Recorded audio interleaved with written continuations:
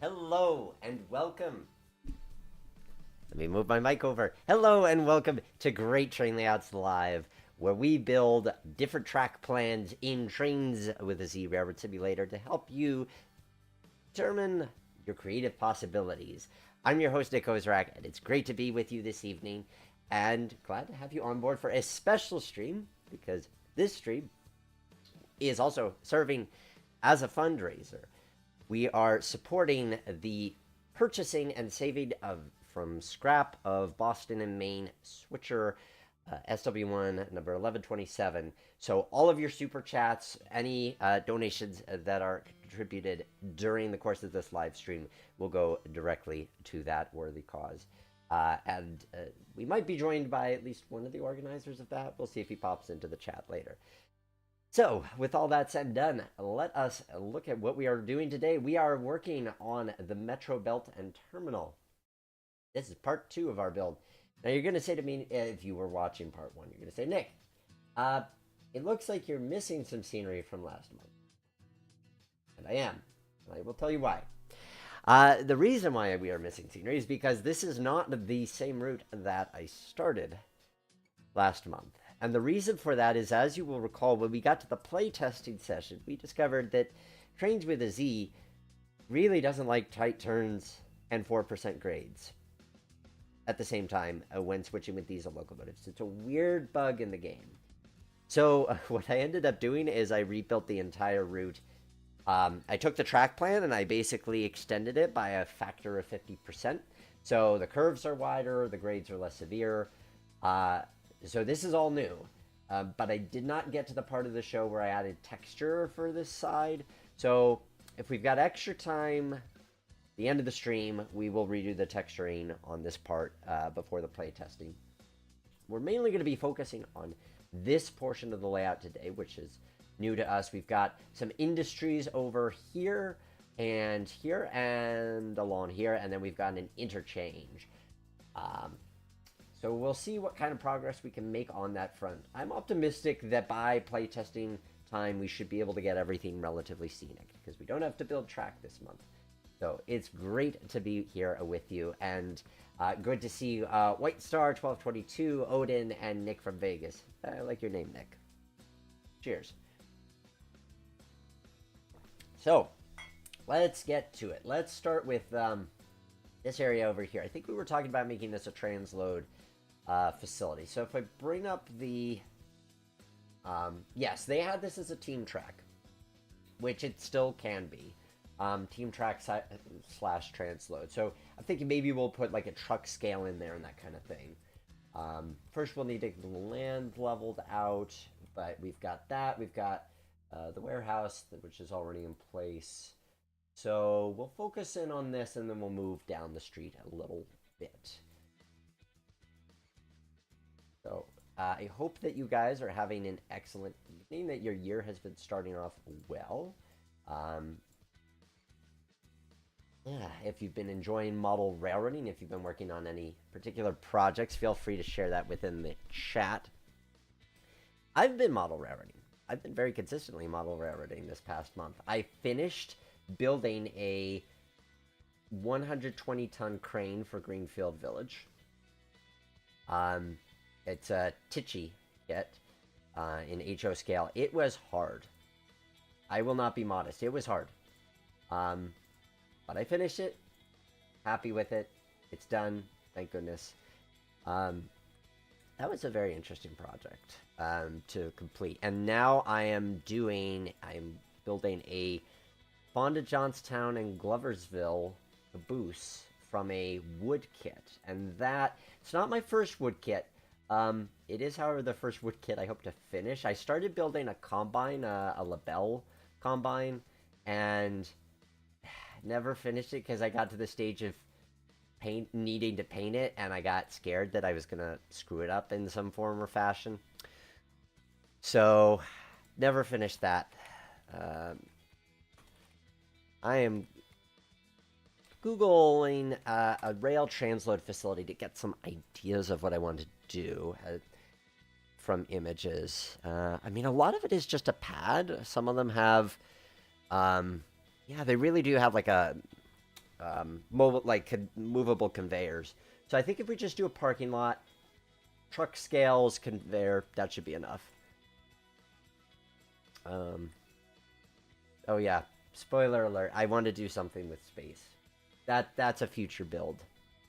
I was playing around with some ideas with that. So we are going to go with truck scale. JR truck scales. Oh, I'm on the wrong layer. It's so good to be with you guys this month. I have a feeling this might be a payware shape. But for now, I'm going to do it until I can always change it later. Or get permission from JR to include it. We'll see which way I go on that particular front. Yeah, the fundraiser's currently sitting at $50 shy of 50 grand. Yes. It is that is quite a good progress. Hey, Iron Horse. Can't wait to see what marvelous route you are going to build tonight. Well, we're finishing up last month's. And good evening, J-Class fan. Glad that you could join us. So, what's going to be interesting to experiment with is whether we find ourselves needing a scenery divide between these two sides. I mean, I feel like we do over here. We could kind of toggle it on and off and see what we think once we get to that part of the scene. I haven't made a final decision on that. We're going to need some kind of crossing because we do... So the road comes over here-ish. I can't really see it, but yeah, the road comes across those 4 tracks. I can see it on my version of the plan. Although, actually, looks like the road comes across the tracks there, and then there's also a separate street that's supposed to go right where I've put that truckload. And then there's another street here and here, but I don't know that I feel strongly wedded to the idea of putting in those streets. That's a lot of crossings to be blocking when you're switching. I'm just going to put in the main street over here, which isn't Main Street, but the main street. So good to be with you guys tonight.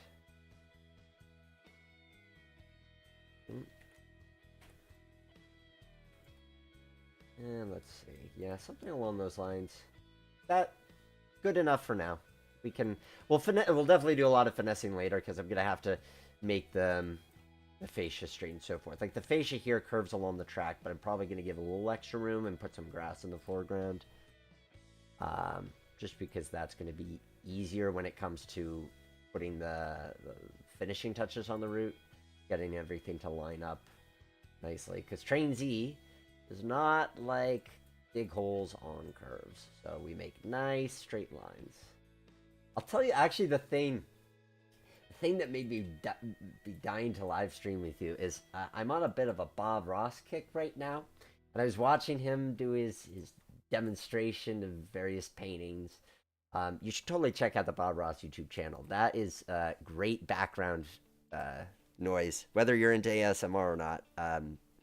That's just neat. Really makes me want to get into painting. Sometime I might. But this is my closest approximation to painting is this. Oh, I should have looked up what reference the textures I was using in the last one. I meant to grab those and put them on the pick list. Yeah, we'll do that right now quickly. We'll just save this, and we will go very briefly over to version 1, and we will grab the textures from that and put them onto the Metro Belt pick list so that way all I have to do is pull them up. One less thing to worry about. I guess I'll put them on the Gulf sub pick list then. So here and here. So this is the part of the show where Bob Ross would be saying, here's the colors we will be using are going across the bottom of your screen. Or in this case, the colors that we're using will be going into the pick list. These pick lists are wonderful. Great way of being able to organize different assets and figure out, you know, then you don't have to like write down which assets you like. You just have the ability to grab them and place them. But you see, we're going to have a little bit larger area to work with, but I feel okay about doing it because I feel like we're still loyal to the intent of the plan. So yes, we're making a larger space, but at the end of the day, we know that it works for the space. What we're really just testing is, do we like the plan and do we like how it plays? So I've got the textures that I need. I don't think I really need anything else from there for the moment. So, oh, I forgot to grab those fuel things. Yeah, I'll do that another time. So we're just gonna place a nice base coat of this nice industrial brown. Let's get that every little which way. And then we're gonna do some highlights. So I can bring up the pick list now. And we've got our scrap texture. That's going to go in our scrap yard here, which I'll have to rebuild the fencing for and whatnot, but that's a way to start with it. I'm realizing I should put you guys over here for now, so I can actually see your chats as you want to chime in. Give me feedback. Tell me what you like, what you don't like. Tell me if you think I'm missing a great opportunity for this, that, or the other. I just want to put a little bit of a kind of muddy reprieve there. I feel like there's probably going to be some bushes there too, just to maybe even trees. Trees might be a little overkill, but I'm tempted to, from the standpoint that then adds a little bit of variety. You know, that was something I was reading about Bob Ross, is that he there's a statistic about how many times he needed to have a scene with a tree in it. And like he puts trees on a lot of his scenes. So I feel like I'm following the spirit of Bob Ross in that a lot of my layouts have trees, and it's sort of, I have to discipline myself to often not put a tree in a scene. But I like that. That feels right. Like there's just something that industrial park, like 21st century industrial park, that looks right with that. Lower the trees into the ground. Maybe, I mean, I could make them a bit shorter, I suppose. The only thing is that I don't want them to be visible, because we are going to actually hide the dig holes. So we are going to be able to see the bottom. So if I bury them too much, you're going to see those stumps. I could just choose, whoops. I could just choose shorter trees. But I kind of like those trees at that height. I'm going to leave that for now. Maybe I'll see if I can find a shorter one. These are all 20 meters, 25, 18. There we go. There's a shorty. Okay. I like that. I'm going with that height. Hello, SD Pandy Projects. Glad to have you with us. We are going to need some gravel for this. Also going to need to put down the ballast layer for the tracks here and here. And I did level that, but I'm thinking maybe I should lower a bit just to give the main line a little bit of prominence. Not a ton. You know, it's interesting. I find myself at a lot of industrial parks. As you guys know, you've been following me for a while, my work is Streamliner Media, and I do a lot of filmmaking for the railroad industry, which means I find myself at a lot of modern industrial parks. And it is interesting to see the similarities and differences between them. It is a very interesting line of work, I could say that. Dakota Plays, you love the QJ short, was wondering if there was a model of it for Trainz. Actually, shockingly, yes. In fact, it's official Trainz payware. So I think if you just go to N3V's, what do they call it? DLC? Like, yeah, their DLC store, and just search for QJs. They have a whole pack which includes every variant of QJ, including both of the Iowa Interstate QJs and the RJ Corman QJ. I don't own that pack, so I can't speak to the quality of it. But yeah, if you like if you like QJs, that's what you should get. But thank you. I'm glad you like the shorts. I'm really enjoying making those. Those rocks feel. I need another ballast. Let's try that. Yeah, there we go. Okay. Yeah, so I'm really enjoying making the shorts. They're a lesson in vertical video filmmaking, which is for the longest time I did not like vertical video. I'm not sure I love it, but I'm making my peace with it. But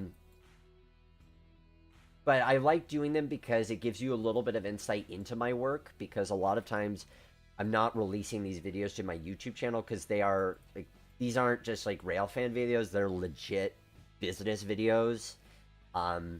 So the clients are putting them on their YouTube channels, so that's why you don't see them. But I'm trying to give you a little bit more of an insight into that work that I do and share with that. But the cute is, so that's hence why the bridge construction video that I did, that was from working with Iowa Interstate.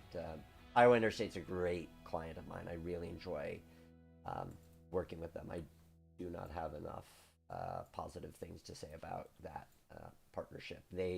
I had the pleasure of doing this really nice movie trailer like business showcase for them. If you go to Iowa Interstate's website and you look on their main page, I think it's still on the main page, you'll see the video there. Not the one at the top that's just a bunch of drone footage, but there's an actual YouTube video you could play. So that's something that you can check out. So yeah, so expect more of the shorts. The next one is going to be everything you need to know about RDCs in 60 seconds. And that one, I've been really busy this week. I wanted to get it out this week and I haven't been able to. I think maybe Tuesday I'm going to finish that one up and you'll be able to check that out.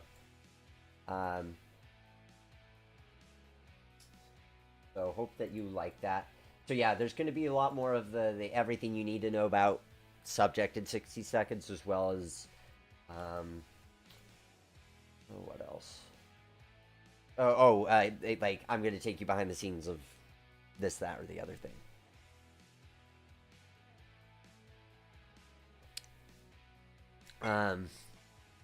Yes, the Iowa Interstate QJs are very nice. It's going to be very interesting to see what the future holds for them, with a lot of interesting development in the Midwest going on there with rail preservation. A lot of interesting stuff that I think we're going to see in the coming years coming out of Iowa. I mean, people talk about Pennsylvania being this sort of mecca of rail preservation activity, and it is. And I was born and raised in Pennsylvania, and so I'm totally in for that. But I will also say that Iowa's becoming, it's the dark horse of rail preservation. Well, I should say the other dark horse of rail preservation. I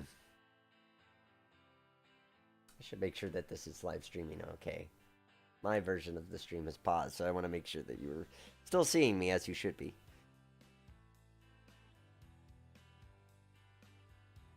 Okay, good. Now I'm seeing it update, so just wanted to make sure I hadn't lost you guys. Alright, we'll put gravel on the sides. Probably need to make that more like a dirt. Yeah, I don't like the gravel for that.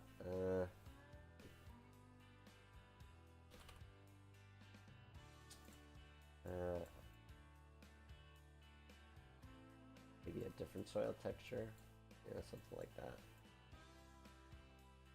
I do think I'm going to need more grass as well, because this just, it does feel too brown. And a lot of these modern industrial parks are very,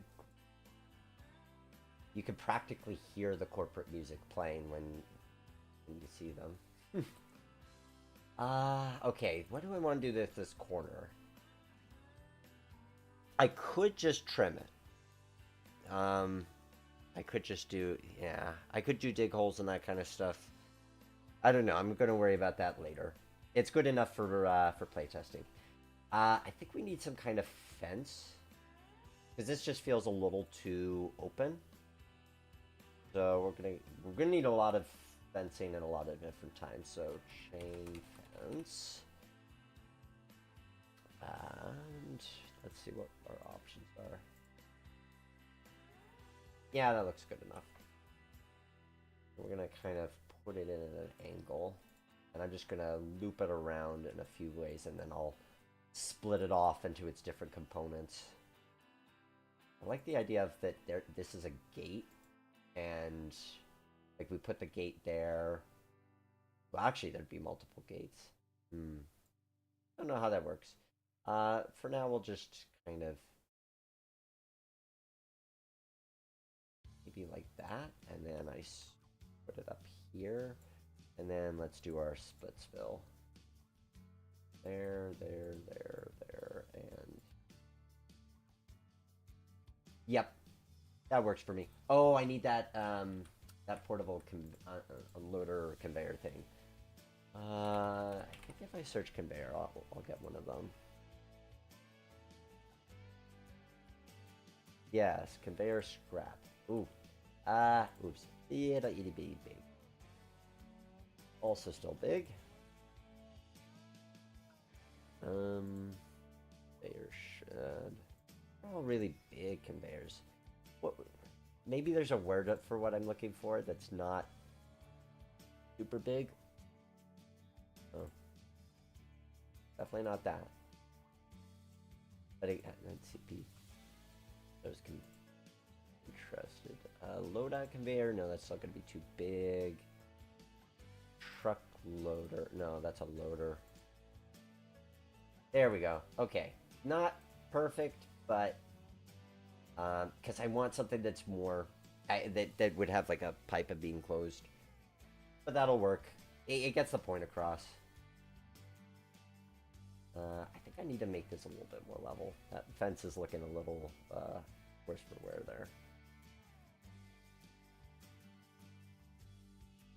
there. This area seems like it scales well. Your scales makes me... Oh, okay. Thank you. Yep. Nope, I appreciate that. Took me a moment there, Rudy, but I gotcha. I hear you on that one. Yes, it does scale well. Let's lower this. I want to lower this and put some hedges in there. I want to hedge my bets. See, I could come back up. I could come back with them. You come at me, I come at you. It's all fair in that regard. Or at least grass. I think it's the BNBY stuff that I want to use. Yes, BNBY. There we go. Not that wide. There we go. Stuff like that. And then run it along the edge of the... There we go. Yes. Make sure that is what I... Yeah, that doesn't have any weird effects. I'm liking that. Okay, that's good enough for now. So this is interesting that we haven't really created a conventional view block by way of having really tall buildings. It's actually really short. But you can't see the train. And honestly, because we're doing kind of an industrial park thing, I think it's all right that we see more of the track. Oh, hey, Matt. Glad that you could join us. All right. Let's move on down the line. Let's keep the train rolling in that regard. So here we have not really anything until there's a street over here, and then we've got some town buildings, a little like a bit of a hint of a town within this nook, which makes sense. Okay, so we're gonna, and then, yeah. So the main industry that we've got, which I've already placed the building for, is this Fabco Steel Fabricators and Foundry Sand here. So two separate industries that get to be worked in the same area. And then everything else is just kind of giving that sense of backdoor industrial kind of vibe. Let's make sure I'm getting the right ground elevation for the track, because then I'll raise everything up to that height. Oops, wrong track. So, okay, I forget if I actually built this last week on the other version or not, but I built it here. We've got our staging yard. So, The original design does not have a staging yard. It just has this staging underneath the top layer. But A, not a lot of room. B, really tight clearance. So my vision is having a switch come off of the staging section here, which goes to a proper full staging yard. You still have to back trains in and out of it, but it gives you way more room to store equipment. So I like it from that standpoint. I don't know if we'll make use of that tonight, because I'd have to put in all the dig holes and stuff. I mean, if I make really great progress, then we'll get that far down the pike, but I'm not assuming we will. I'm assuming that is going to be an off-screen thing. But we will get there at some point.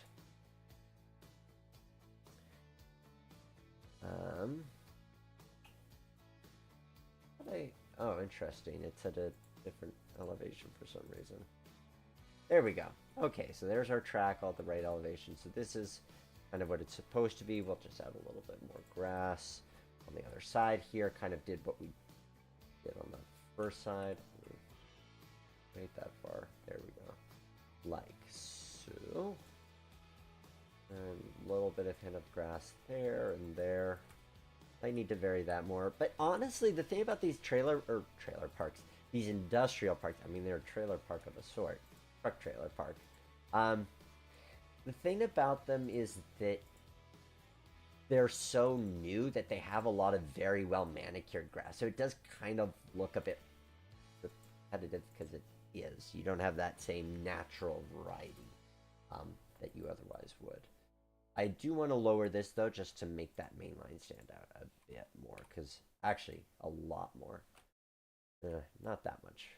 But we can go a little bit more extreme on this because I just feel like that way. Then we have something to look up to. And I don't want this to feel too flat. I mean, it shouldn't feel flat because we have this whole incline on the other side. But it doesn't hurt to give variety. Yeah, I like that. That makes me happy.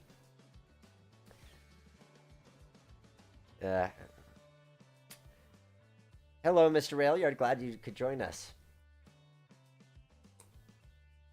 Oh, yeah, so Dark Horses. Yeah, you can see the mug, right? If you can't, it's the Norfolk Southern logo. All right. We've got a road crossing to turn on the base maps to guide me in that regard. Okay, so the road crosses here and our town's there, which is it's kind of good that we expanded that because then I'll have plenty of room and I won't be as limited by my building selection. That's good. So roughly here, like so. And that's pretty much all we need to know for now.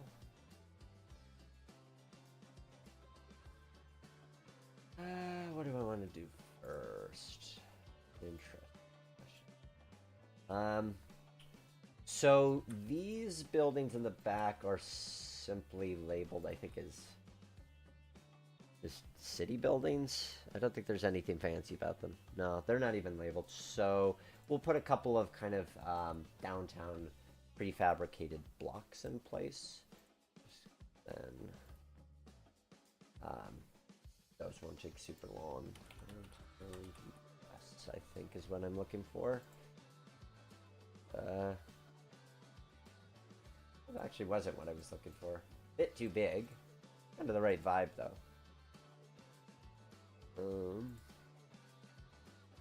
No, I think what I need is city block. Although I like that building. I want to use that building for something. Maybe we'll have a chance to use that over here. We'll save that.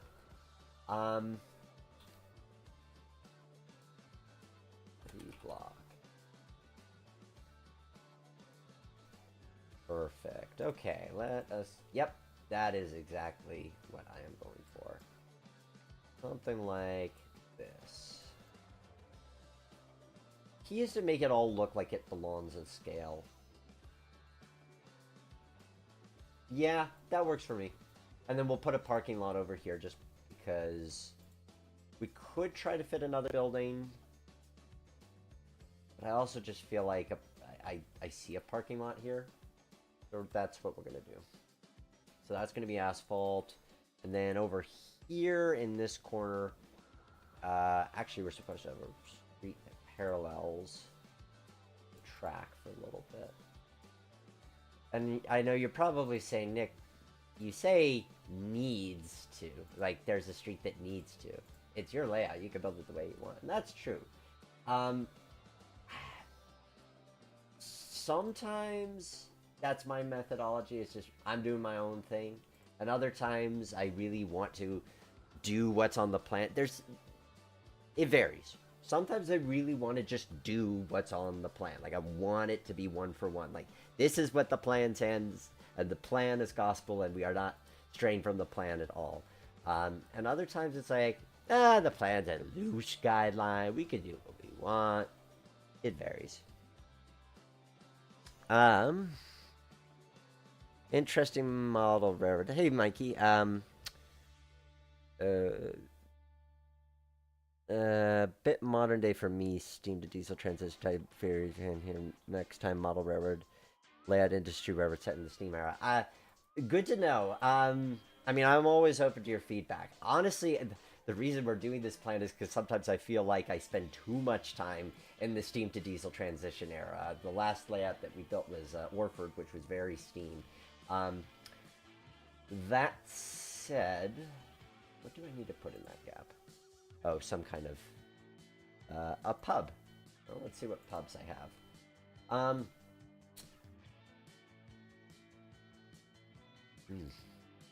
I have some pubs that are not rendering properly.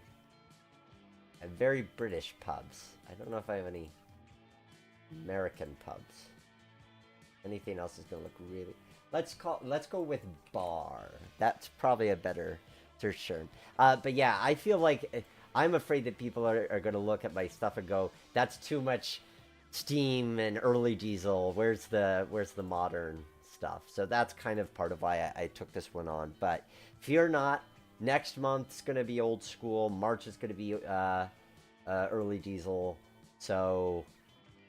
And tonight's play session, I'm pleased to report that we're going to be tonight's play session is going to be with an EMD SW1 in honor of the fundraising drive that we are conducting tonight, where all of your super chats go to support the purchase of Boston and Maine SW1 number 1127. Or you can donate directly. There is a link in the description. Tavern, good suggestion, but I did just find one that I liked, so I think we're good on that front. I like that. Part of the question is where I put the wall, but I think right behind the bar makes sense, is where the wall is going to be. So that, yeah, that really is the cutoff point. I might put some building backdrops. Yeah, I might. Which actually, I might put some here too along this edge, and they'd appear on both sides. Let me try. I think I know what I want to do for that. Some of these brownstone buildings that Joe put out are really nice, and if one puts them on the side, not those kinds. And downtown was the industrial building. I mean, I like that building. I'll use that for something. I'll worry about the backgrounds later. For now, because I do think there are buildings we could put here that'll separate things and look nice and industrial. But I'm not quite sure of what those are yet. We will get to that point in a little bit. That's a nice building. I could use it as a backdrop for here, although we're going to have that kind of thing going on over here, so I'm going to wait on that particular front. So we've got this sand distributor with a name that is clearly too large. So we're going to rename that to just the equal sign. The equal sign sand distributor. So that's basically just going to be room for trucks to pull up, maybe an office. some kind of office, yard office type structure. Sap modern prefab office. Perfect. That's what I wanted. Yep. Just a little something to suggest that, like, there's people here. Something like that. And then the rest of this could be open. There's part of me that feels like, it's cheating to have so much stuff that's open. But honestly, industries in real life take space. There's a lot of just open areas when it comes to industrial parks. Because trucks need room to navigate. And... Not sure I'm going to trim that edge, but I will also worry about that later. Doing a lot of worrying about things later, but I just want to get these main scenes done. Otherwise, I'm just worried that we'll get too in the weeds and sort of lose sight of what we're actually supposed to do. I'll have to figure out where the engine terminal is. I think I'm going to have like a little engine terminal, maybe on these tracks. I forget if the plan actually specifies an engine terminal or not. Right. VR asphalt.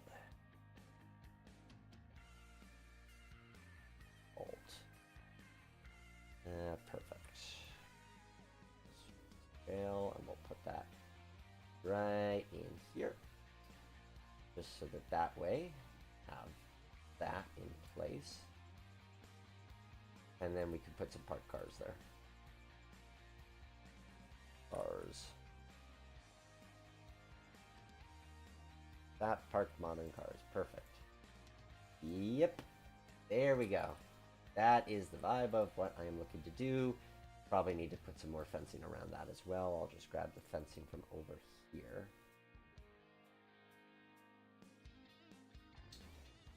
Now is a good time to mention as well, if you like the work that you see on the show tonight, or you've seen my previous live streams and what we've done, and you go, hey, that looks useful.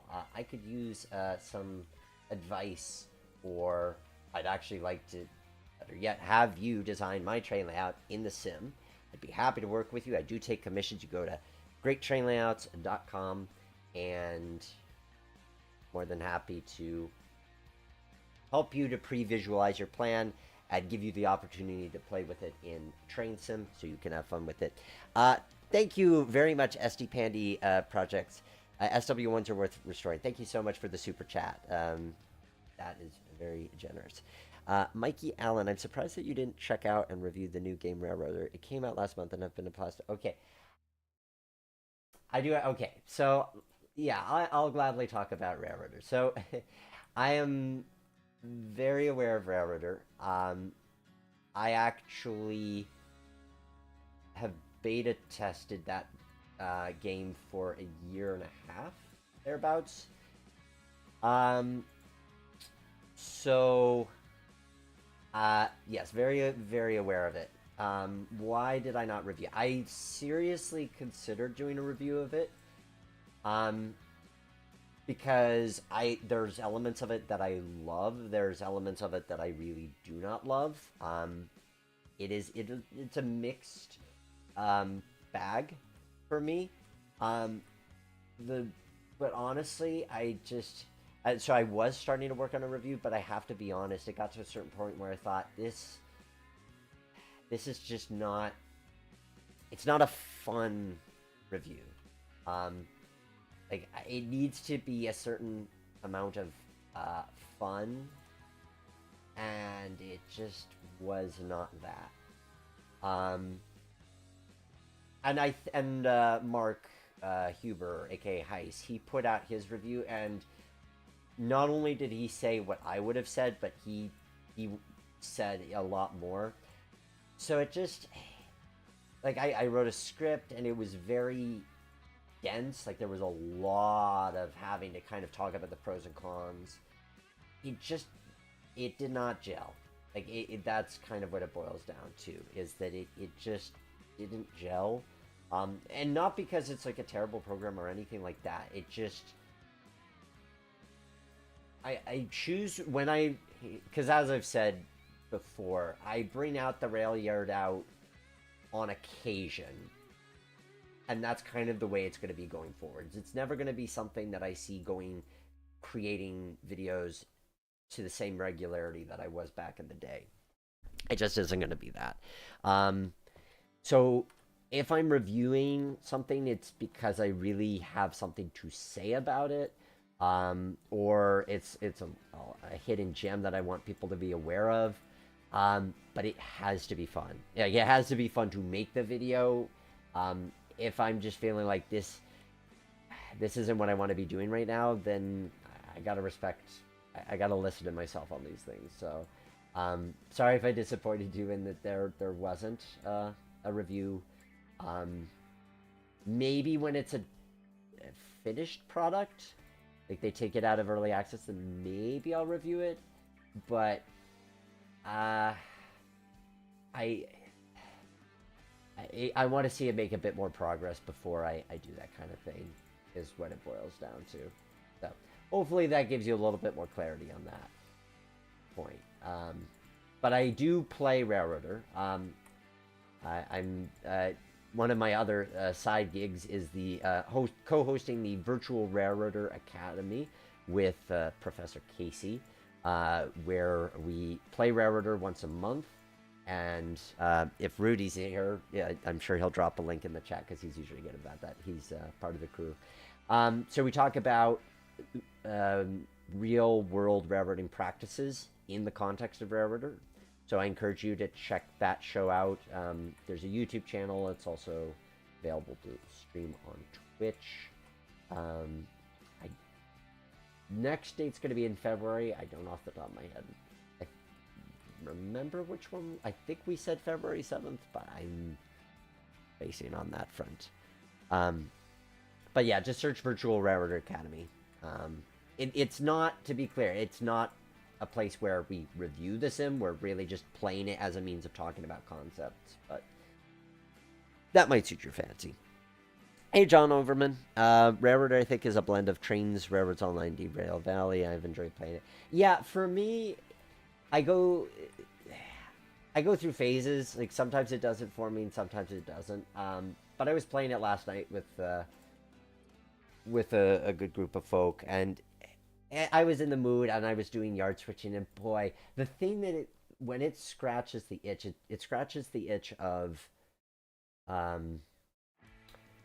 multiplayer, and especially that kind of going over to a friend's layout to do multiplayer sessions or like railroading ops. It feels, I love the model railroading elements of it. Like, I wish Trainz had that ability to just build a route and then spawn traffic as opposed to like having to come up with scenarios. So that's a big winner in my book. I'm almost tempted to put trees here just to give it a different vibe. Like, I know, me and the trees, but maybe it gives a little bit more of a sense of distance if we do that. Or even just some trees like this that kind of stick through both sides. Because, well, some 3D trees and some 2D trees. I'll try that with the IDS Forest. Because I do like that idea. Well, that's IDS Grass. There's IDS Forest.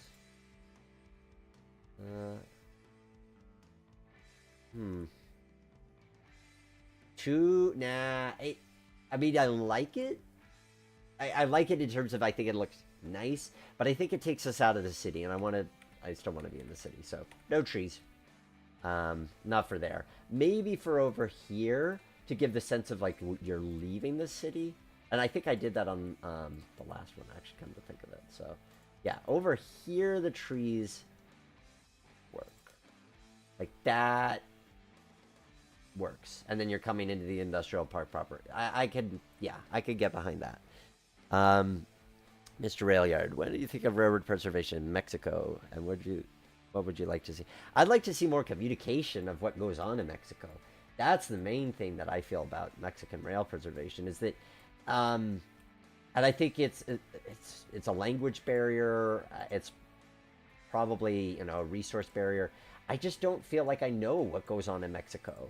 I'm hearing the song. I'm on a Mexican radio playing in my head. But that to me is the what I'd like. I just wish I had a better sense of what went on in Mexico, because I do think that there's likely cool elements of the Mexican rail preservation scene. I just don't know anything about the Mexican rail preservation scene. Like, I know that they have some Delaware and Hudson stuff that's cool. I don't know anything about it. Tree hugger. Yeah, I know, Jordan. That's why I'm trying to get away from the trees. That's why I'm trying. I mean, I do feel like we need a city backdrop, but there are so few city backdrops in Trainz. It is what it is in that regard. Okay, but I can live with that. I mean, this is sort of a transitional area too, so maybe I'll put trees just so there's something there, but okay, I'm putting trees.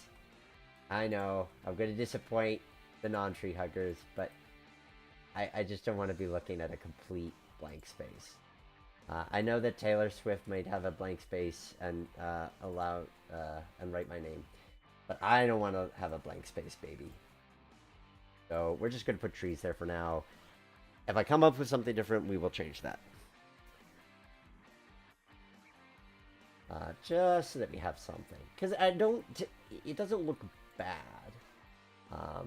It's just, like having variety. Okay, there we go. And then we'll lower those so that we don't see where they come into the scene. Perfect. Okay. Yeah, like I like that. It still works for me. All right. I do want to... Okay, I'm probably going to use the same gravel as over here. Probably should put some sand down because there's going to be a lot of spilled sand around a sanding tower like that. It's just a likelihood. But we'll put down a base of gravel around this. Have something in place. I feel like I need another chain link fence. And I feel like that's too cliche. But there's honestly so many places where you just see chain link fence.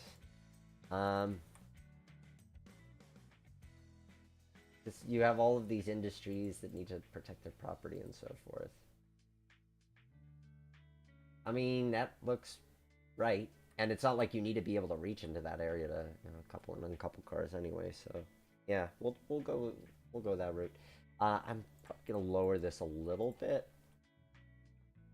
because again, I just want the main line to stand out a little more. Because otherwise, it's like, nah, that doesn't look right. Maybe it just needs to be a bit more subtle. So 6.45 as a terrain height. If I remember correctly, Mexico got monster 480s in preservation down there. 480s? Maybe? They have a lot of things down there, that's for sure. A lot of interesting artifacts down there. But just really, I don't feel like enough is known about it or documented about it in English publications and so forth for me to really have a good sense. Maybe that's a Roundhouse podcast thing at some point. Okay, let's see about semi. And then I actually know the kind of trailer that I need for this. There's 53-foot semi-trailers, but I need a... I mean, that could be cool to have in the scrapyard. That looks like it's on its way to the scrapyard. Flatbed. I need like a bulk... it's like a bulk commodity trailer, I think is what it would be called. Bulk granular liquid trailer bulk grain. Well, those are bulk grains. Let me just do a quick search to see if I can find sand trailers. If I don't, I'll put a Wiley Sand download station. That's why. Going grocery shopping again. I'm not finding good bulk trailers, so I'm just gonna go with one of those grain ones, even though I know this isn't the right kind of... I know this is not what you would transport sand in, but just so that I have something. Built. Yeah, there we go. Ah, taking me back to my days of hard truck. You guys play any trucking simulators? Hard Truck 2 or Team Wheels of Steel Convoy or Euro Truck Simulator or Spin Tires? Any guys out there into that kind of thing? I love me a good trucking game. Hey, Millennial Modeler, glad you could join in.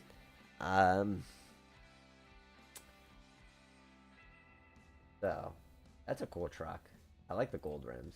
I mean, is this overkill for, you know, a sand facility? Totally. Do I still love it? You bet. Okay. I kind of want to put a wall there just so that I'm not thinking about that. So I'm going to put a in walls. Because it feels incomplete without me putting a wall. But I can't forget to go back from a wall, because knowing me, I will otherwise not put the other half of the wall, or I'll end up putting all of the remaining scenery elements on the wall layer, and I'll be kicking myself for it later. And then I'm just going to put that into the foreground like so. There we go. Yeah, that's looking good. Really makes me wish we had good city backdrops, because I'll show you what exists as, I think it's even called city, but like Milwaukee, I think. Backdrop Milwaukee, yeah, like this is the kind of backdrop we have in Trainz. And what I wouldn't give for somebody to make some actually really good backdrops, because this is just so pixelated and ugly. Like, yeah, it's got the right vibe for what I'm going for. I mean, it looks right. It's just, it also looks super pixely and makes me sad. Am I gonna leave it anyway? Yeah, because what I'm gonna do is I'm gonna put some nice brick warehouses kind of things in the foreground, so that that's more of what we pay attention to. That's elaborate. Not quite what I was thinking, but it's elaborate. Australian industrial estates. It's interesting. I see things on these builds where I'm like, oh, that'd be perfect for this other build, which is not what I'm doing right now, but ooh. And you know what? I just realized I never changed it. Okay, so we're gonna put this to the, yeah, that is to the walls layer, and now I'm changing back to the proper root building layer, and I'm gonna lock the walls layer so that that way I don't accidentally rotate the scenery like I just did. Yeah, kind of like I'm inclined to just use this and tile it, because it is a cool structure. I don't know, is it a little bit too manic in terms of like too many forms of architecture going on? I feel like it might be. I mean, you could be like, well, it's old industry meeting new industry. I don't know, there's truth to that. Maybe I just want to use this building here and sort of tile this building. Or I could just search warehouses. I could come up with the same type of building as this. These EMT industrial buildings. Maybe I'll find something there that I like. I mean, I like it. I also think it's massively overkill for what I need here, but I do like it. Maybe just this. I mean, part of it is I also don't like being too much of a square. There we go. That's actually not half bad. That looks pretty boss. Especially if I go like this. And yes, I know I need to delete the other buildings. Actually, I might not. That kind of takes it over. That looks better. I mean, it's, I don't know if it's too distinct with the way the roof is, but I don't know. Maybe that distinction is a good thing. You tell me. I will take your non-commenting as tacit agreement that that is at least an okay backdrop building to use. Yeah, that looks right. But I think if we put some trees in front of here, I can hear some of you eye rolling. I know you're out there. If we put some trees in front of there, then it won't be as obvious that the trees look like doo-doo. Uh, I have too much fun building these layouts with you guys, uh, but it's always nice to have you come back. Means that you like it too. So good that we get to do it together. Good that we get to enjoy this adventure together. That's the way I look at it. On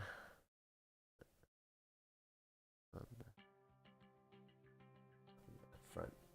So, but I like how that looks. I mean, I will say, actually, if you're not staring at the backdrop, it's not terrible. And in terms of the foreground, like that, that's fun. I dig that. Okay, so this is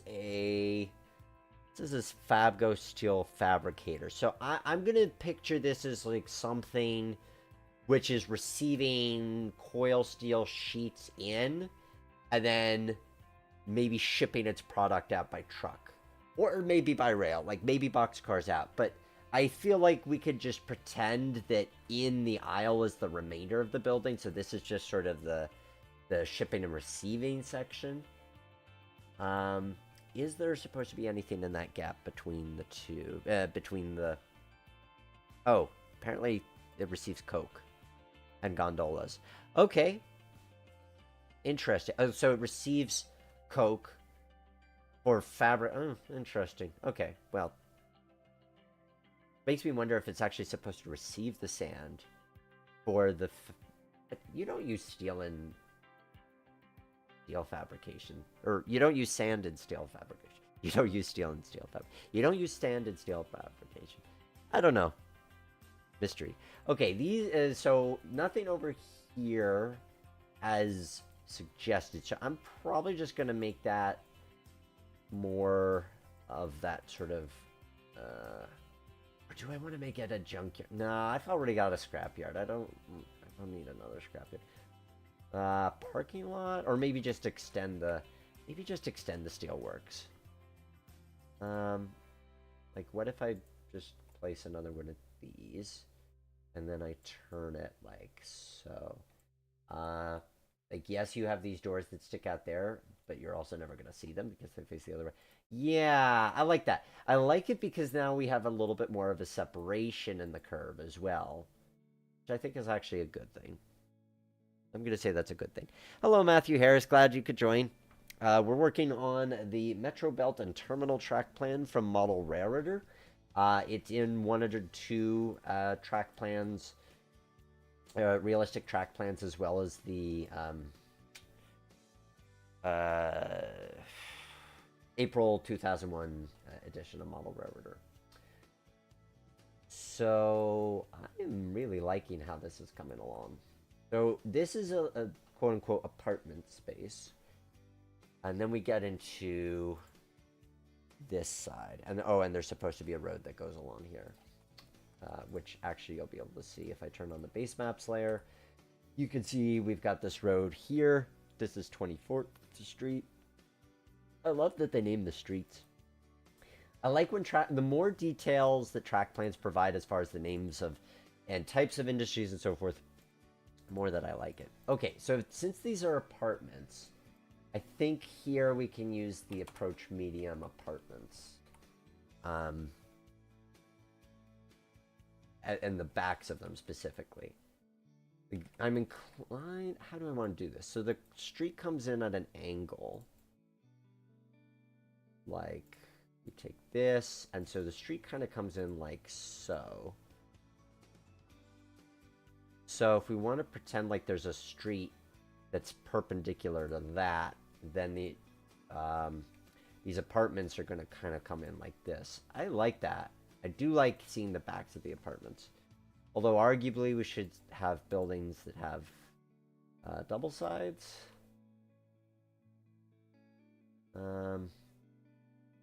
Because I don't know if I want them to all just be like, look, here's a really exciting concrete wall.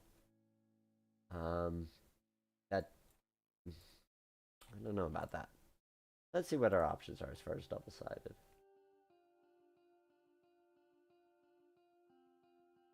Oh, when the sun comes on now, I think of the review for Shasta that I put out a couple months ago. I like this song. I like how that looks.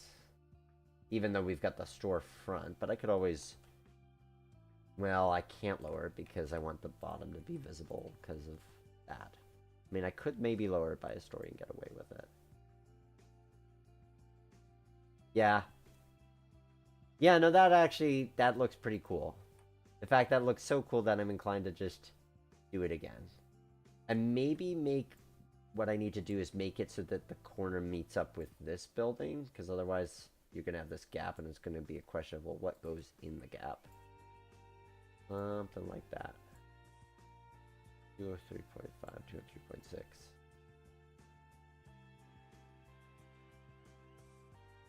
Yeah, so I'll tell you, actually, those of you who caught my quote-unquote spoiler alert earlier, I really want to build a NASA-themed spaceport. Not like on the moon. Maybe someday we'll go super science fiction. But more like the NASA Railroad, which holds solid rocket boosters and other chemicals involved in the space program. So I really want to do something shuttle area, and I want to see a shuttle. There aren't currently... There's a couple of good shuttle models, but any of you are 3D modelers who are looking for projects, hit me up. That would be fun. Okay, I like this. I mean, we do have this corner of like, okay, but what do you do with that? Dumpster and kind of sort of like what we did over here with just asphalt. Like, does it have an exit? No. But if you're analyzing a corner of the layout that has a dumpster, then you are doing it wrong. Like, so. Okay, we've got that because I'm going to have to put ballast in for the track. Actually, I have to add a lot of ballast, so we'll go and do that now.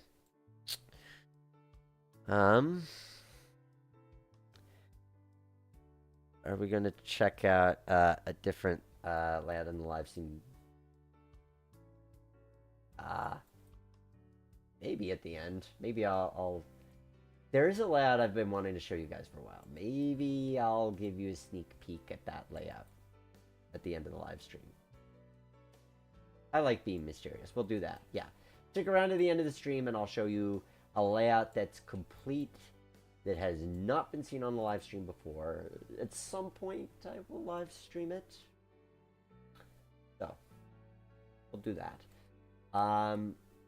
Okay, now what to do with this corner.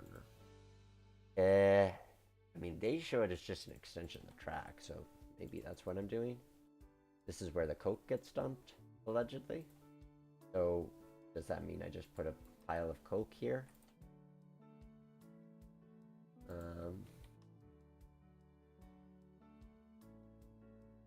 Yeah, here's a pile of coke. Here's some more coke. A little bit more coke. Okay, there's our coke pile. Not quite what I was thinking of. There we go. A coke oven. Way too big. There's something oddly satisfying about seeing that pile of coke machines. That could be an interesting thing for the future. Alright. Let's do some dumpsters. Yeah. Dumpsters. Rubbish dumpster. Dumpster 2. And because we haven't had enough of it already, fencing. And we'll just have it coming off here and going around the curve like so. And then this feels very city. I'm really happy with how this is turning out, because I wanted it to feel city, and it is feeling very city. Because I feel like I spend a lot of time doing kind of in-between scenes and that type of thing, which is just fine. You know, it's its own thing. But yay for doing some cities. Yay for branching out and trying new things. New year, new adventures. So, that looks legit. I'm digging that. I'm digging that. Okay. So, as we round the bend, and I'm going to need to get the terrain elevated in place, let us do... We'll at this height, and then we'll apply this height through here, like so. And how are we doing on time? Oh, we're already up to 8 o'clock. See, this is the thing. The time just flies. At least it does for me. Hopefully it does for you. But it flies. I mean, I think, like, oh, we've got loads of time. Then I look at it and I'm like, wait, it took that long to do that? And I find myself amazed at how quickly these things can go.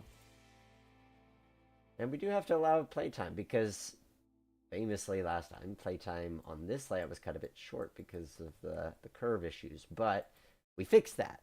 So now this time, we have proper room.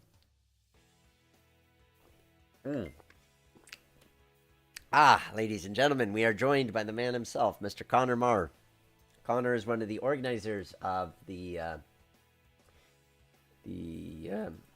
I was going to say restoration. That part comes later. Saving the Boston Main SW1 from scrap. It will look really good with an SW1 switching it. And just to show you what you get to look forward to, here is the SW1 we're going to be playing with. Now, I was going to do... I was trying to look for a Boston Main one, but nobody's made a B&M SW1 for Trainz yet. The closest that I could do on that front would be an SC, which is not an SW1. So there's a Boston... So we have an EMD SW1 and a Boston Main EMD switcher. We don't have the two as a thing, but simply to say that is what we are going to look forward to later. But the other advantage with this one for tonight's stream, besides the fact that it's topical to our fundraising, is that if we this is a jointed rail model, and this is actually freeware on their website, which is linked in the description. But if we look up the Southwest Terminal equipment, it kind of looks like it's supposed to belong together. So here's the Southeast Terminal, which is going to be some of our play power today. And we've got the SW1. So we've got a little bit of everything to enjoy. So we will look forward to that soon. Now over here, what do we have for this section? Okay. So this is on the layout referred to as the Munchie Mill. No, I did not make up that name. Now, I had to pick this with the whole thing named in there. Unfortunately, I don't. So there's a JR building that we are going to use for this, and it is a very specific building. Not those industrial buildings or the generics. I think it starts with a C.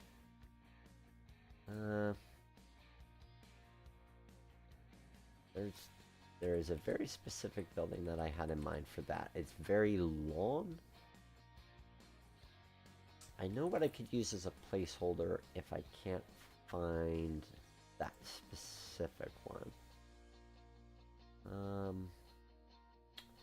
Because I'm looking, there's a specific building that I have in mind that's very long and very perfect. Because usually I've wanted to use it in the past, but it I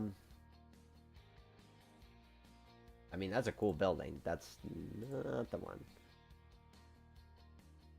Looked very similar to what I'm looking for. But I'm looking for a building that's very long, because we have this long stretch of wall, so we actually have an opportunity for a really long structure where ordinarily we wouldn't.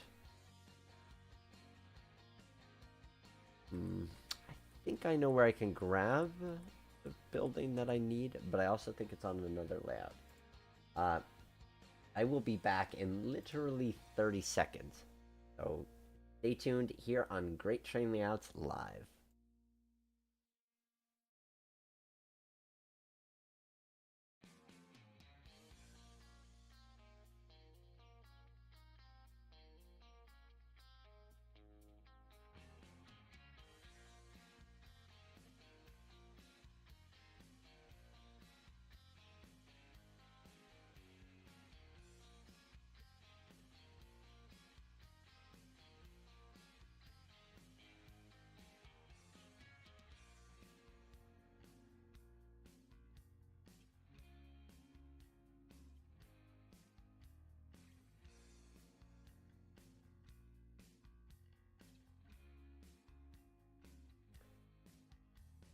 And we're back.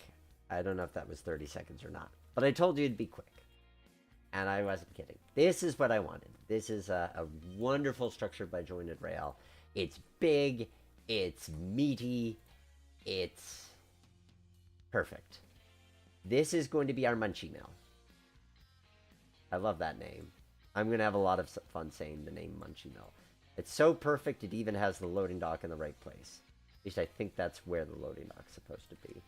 Well, I should probably just raise the rest of the terrain up so that I don't create future issues for myself. Oop, not what I meant to do. I meant to get the terrain height and then raise it like so. Perfect. Okay, so we have the Munchie Mill. Oh, that's a fun name. That is really a fun name. I just love it. And I love this building. I mean, doesn't it just look right here?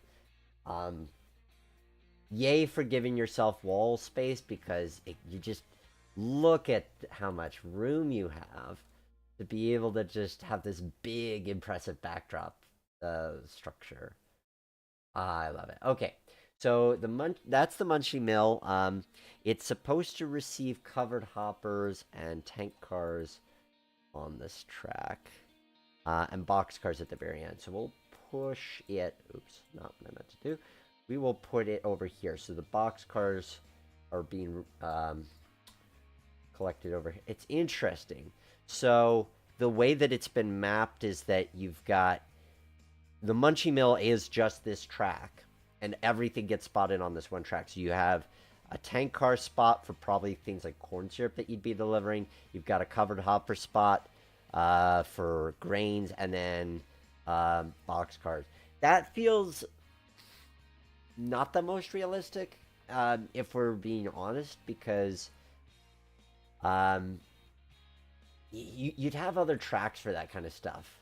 Because otherwise, like, every time you have product coming in or out, you're blocked by your incoming cars. So we're going to take a little bit of a liberty, because interestingly, these two tracks over here are apparently for corn syrup tank cars for a sweetener distributor. Which I don't know if the sweetener distributor is supposed to be related to the Munchie Mill or not. But I'd rather those tracks be the delivery tracks for your corn products and your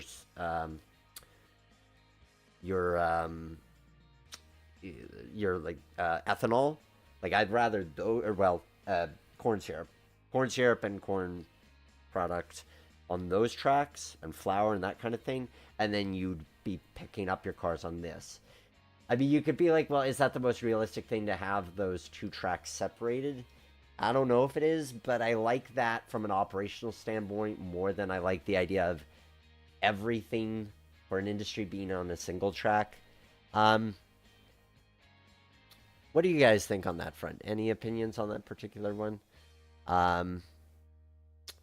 Hello, First 1355, and happy to support this very important cause, Connor. We've raised $10 so far to the cause. So while you guys respond and tell me whether you'd like to see this be a separate sweetener distributor per the plan, or whether you'd like them to be the receiving tracks for the Munchie Mill, cast your votes. every vote counts. If you're watching live, if you're getting to me after the fact, then I make no promise.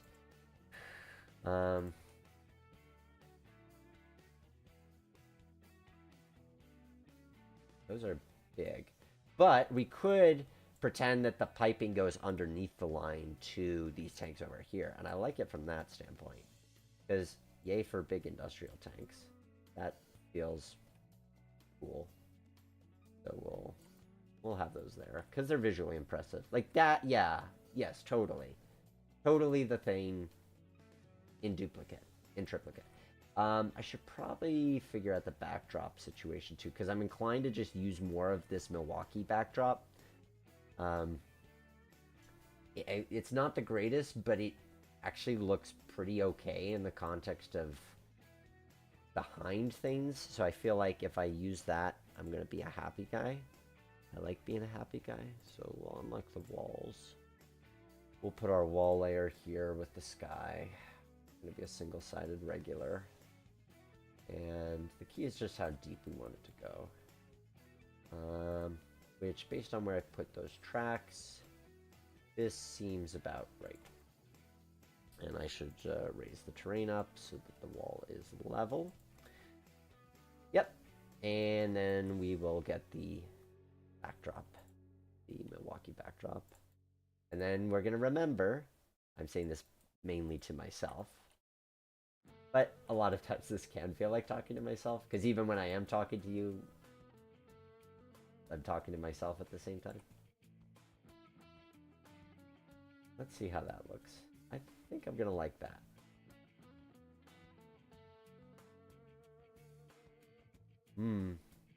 It's maybe a little overwhelming. Like, along one wall it was good, but now it just feels like there's too much going on. I don't know. I mean, it does feel like now we're in a city. Separate unloading track for sweetener and so on. Okay, thank you for the vote, Mikey. Staging. Why are there switches under the Munchie Mill? Yeah. So just to give you a view underground, that's our staging yard right now. In the final, I don't know that we'll have time to do this tonight, but I'll create dig holes and a fascia front, and then you'll be able to see the staging underneath. And I'll create a separate kind of floor layer for that. So that's what we have going on underneath there. So, okay, with that, we are going to treat this as just kind of a drop-off site, which I prefer. So the tracks end a little short because the road's actually supposed to be... Well, we did expand the scale of it too. But I don't know. Like, that's a pretty big receiving track. So I don't know that I mind the idea that the delivery tracks are big. Just don't know what to put there is kind of the trick. It's an interesting conundrum when you have too much space. Maybe I could have an unrelated industry. That might be fun. Or like that brick building that I didn't end up using. Something along those lines. Oh, and now I'm going to switch back to the correct layer before I forget to do that, because I'm good at that kind of thing.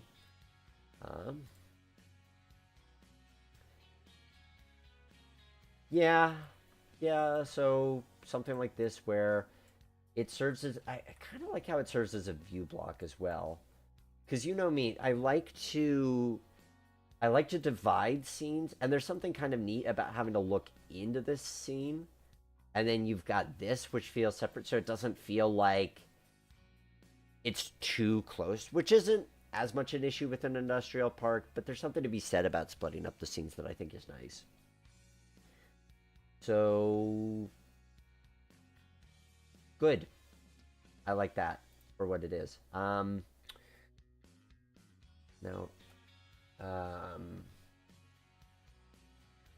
is there anything fancy I need to do with this? Probably not. But I also probably need to do a little bit more ground texturing here just so it isn't quite as mundane. We'll add a little bit of that grass texture that we've been using.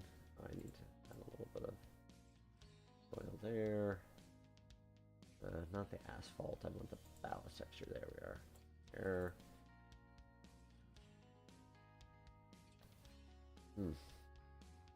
Yeah, I'm liking how that looks. That is satisfying. We might not actually end up doing much with the foreground. There is, because the only building is that sweetener distributor. I'm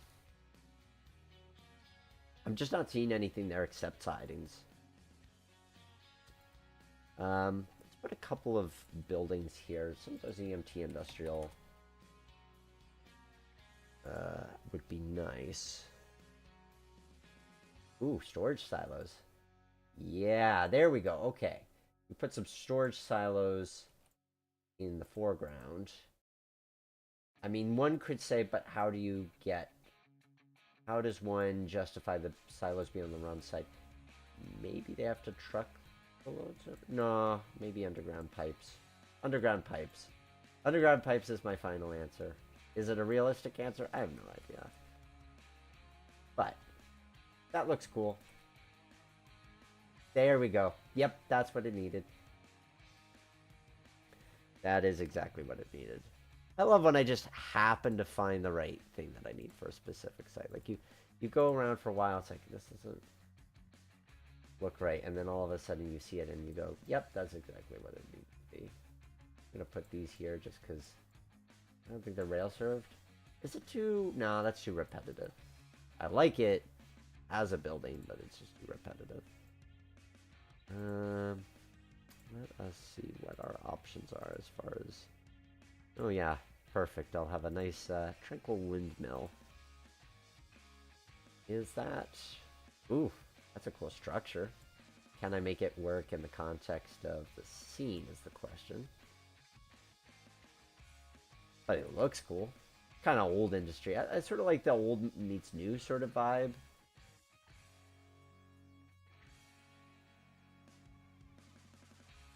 I'm happy with it. Like maybe that's the office section of this mill. I could see that. So this is the office section of the Munchie Mill. I love that name. Oh man, that could be my favorite industry name I've had on the show yet. The Munchie Mill. You're gonna be talking to... somebody's gonna be asking you, what are you watching on YouTube right now? Somebody comes up and you're on your phone or computer or whatever. So somebody says, what are you watching? And you're gonna say, I'm watching some guy become obsessed over his Munchie Mill. And just leave it at that. We've all probably found ourselves on stranger subjects of things. So, that looks cool. Like, that looks... Yeah. So we'll get some textures. We'll vary the dirt. Like, I think this is pretty much all dirt. But we'll vary the dirt a little bit. So it doesn't look too monotonous. We'll put the gravel in there as well. We might add some extra ballast areas and so forth. But, I mean, even what's interesting about it is now you kind of have that Munchie Mill as the background, as your backdrop even to here. But I think that makes it look cool. Like, it makes it look like you're in the city still. So, yeah, I think that's the way to go on that front. I'm happy with that. I'm very happy with that. This is such a rewarding process. I don't know how you guys feel, but for me, it's like you see the track plan. It's like, okay, what's this going to actually look like? And then you start to bring it to life. And that, to me, is the fun of these routes that we build here on the show. Bringing these ideas to life. And Matthew Harris, how much longer to playtime? You know how it is, buddy. We start playtime at 9 o'clock. And we'll go to about 10, although I'll stop a little bit early because you wanted to see something else. And I'm all for teasing a different project. And the one I'm teasing for the person who earlier was saying that they preferred the steam to diesel transition era stuff. What I'm going to be teasing later is a steam to diesel transition era layout. One that's completely done that I have yet to do anything with in terms of releasing it. It'll probably come up on the Patreon. Speaking of Patreon, patreon.com/the Roundhouse. Great way to support the work that I do here on Great Train Layouts Live. If you like that or the Roundhouse podcast or any of my artistic endeavors, your support's appreciated. You get early access to edited videos and podcast episodes. There's other benefits and bonuses there. Patreon.com/the Roundhouse. Right now, you can get early access to the Minnesota and Northern Relis branch, which we built over 2 episodes in the summer. That is a steam to diesel transition era, Midwest short line kind of vibe. You should definitely check that out. And you get 1 month early access to Roots if you support the Roundhouse on Patreon. Alrighty. There's probably some details to be added around here, although I admit to not quite having an idea as to what. They have a grocery supply over here. And then there's another street. This is Produce Street, which makes sense because we are... I like the idea that this is a city with like a food... city that likes its food. It's big on food processing, manufacturing. I think that's an interesting industrial element. So we've got a road there. Maybe parking lot. I know it keeps saying parking lots, but the reality is people do have to park somewhere. Oh, trucks.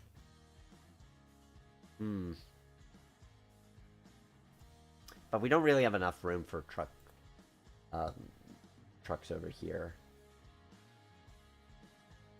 No, we don't. But I'm intrigued by the idea of parking lot.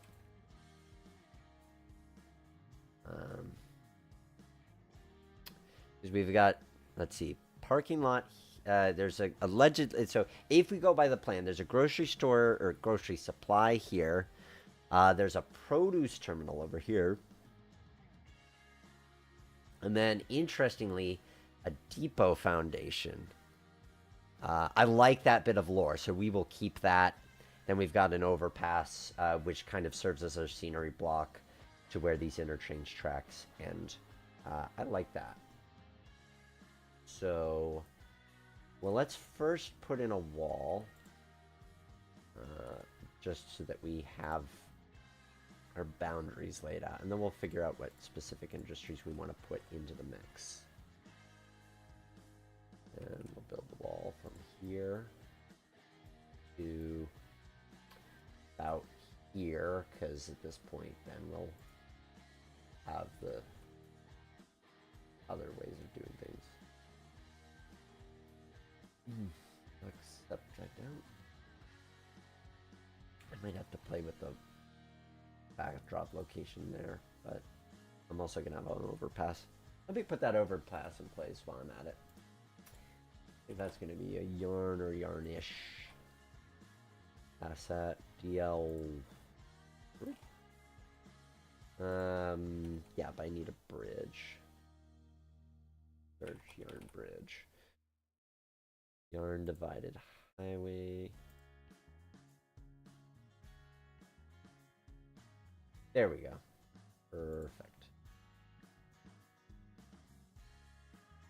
I like these yarn bridges. The only thing I don't like from a model railroad layout building standpoint is that it's hard with the extra cement area to accommodate that in a way that looks good with the...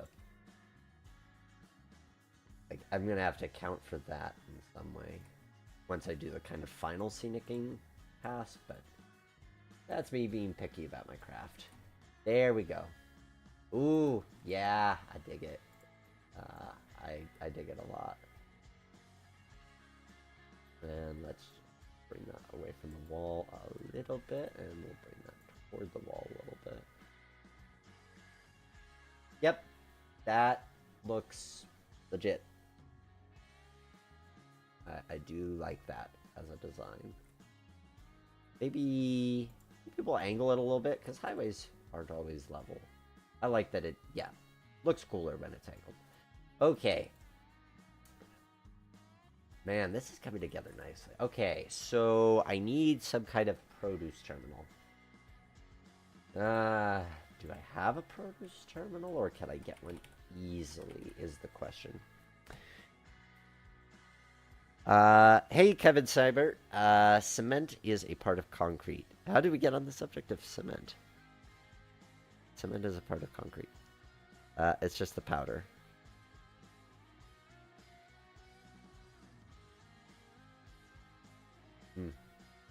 Problem of getting caught up in my mind and then checking in and be like, okay, what's going on in the chat?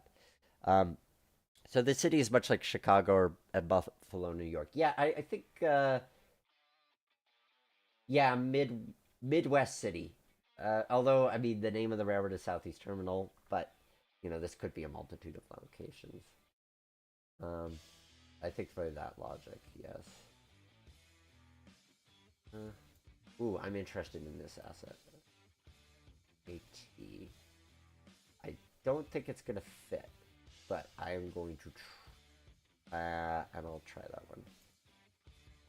So if I search produce from the two assets I just downloaded.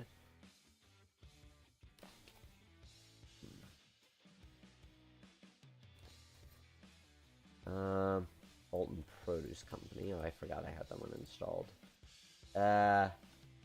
Too old-fashioned. Nice building, though. Fruit and produce market.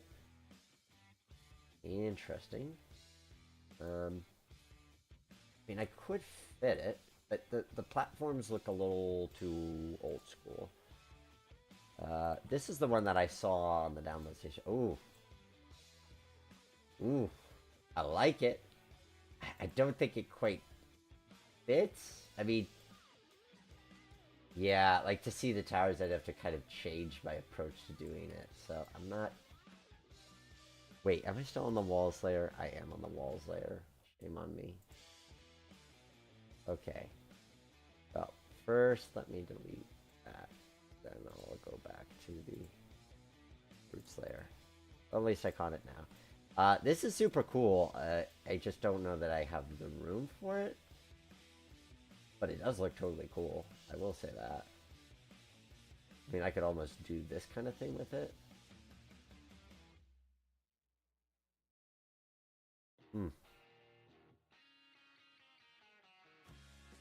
I don't know what those textures are, though. That's a little bit odd. Yeah, maybe for another build. And then this is the one that I actually was thinking of using. There we go. That seems... Okay, that feels like something that we could actually have. Now, theirs is supposed to be shorter, but I honestly think a longer produce market is probably the way to go. And see, what's interesting, and I could actually pull this up on the plan, and you'll be able to see it, is if I move that building out of the way first. So if I move this building out of the way, you can see the produce market's only supposed to take up this amount of room, and then all of the tracks are supposed to be interchanged, which doesn't make sense. So I think what really we should be saying is that this is your produce market track, and it's like some kind of distributor for some sort of grocery chain or something along those lines. That feels right. So like your food is coming in from the Midwest and getting unloaded there to get distributed. Like cold storage, that kind of thing. And it's got its own designated track for that. And then, so your interchange is really these two tracks. This track closest to us, I don't think is actually supposed to be... Yeah, it doesn't have a designated function.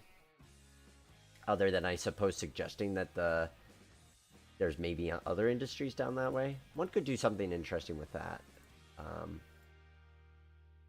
But we're just going to leave it as is. We'll create the station foundation because I like that idea. Once upon a time, there was a train station. CL path, I think I want to do for that. Or no, platform. That's what. So we're gonna create a platform. It's gonna look a little too modern because it'll have safety stripes on it, and then I'd almost be tempted to actually put the station in. But I like the idea of let's do a little bit of lore building and not have the station in here. And then continue it on this way, continue that on that way. And then I want to grab this, and then we'll build that in here just so that it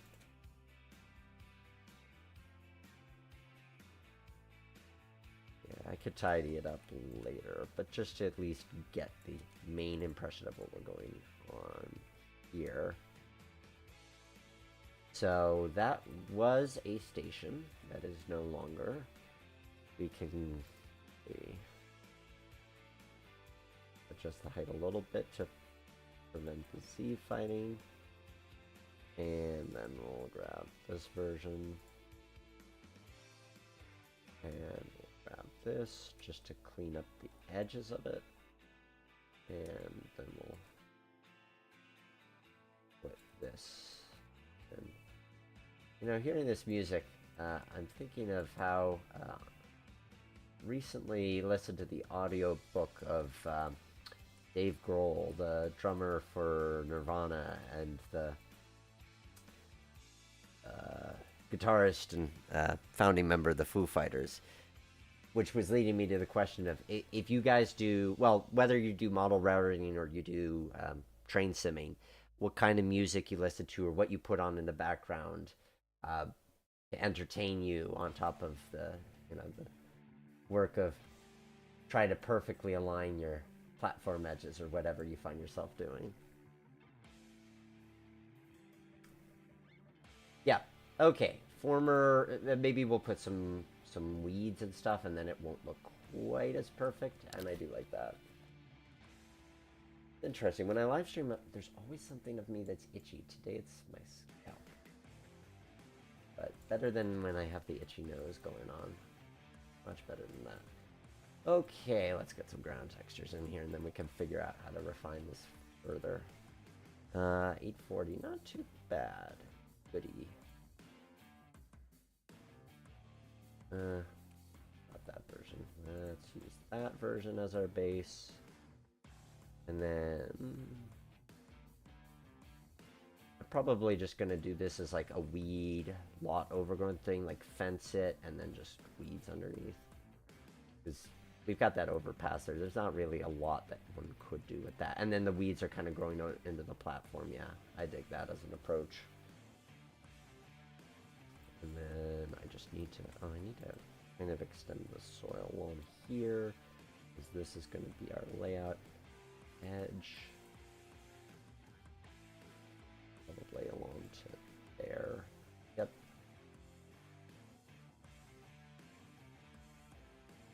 Thereabouts. Yep.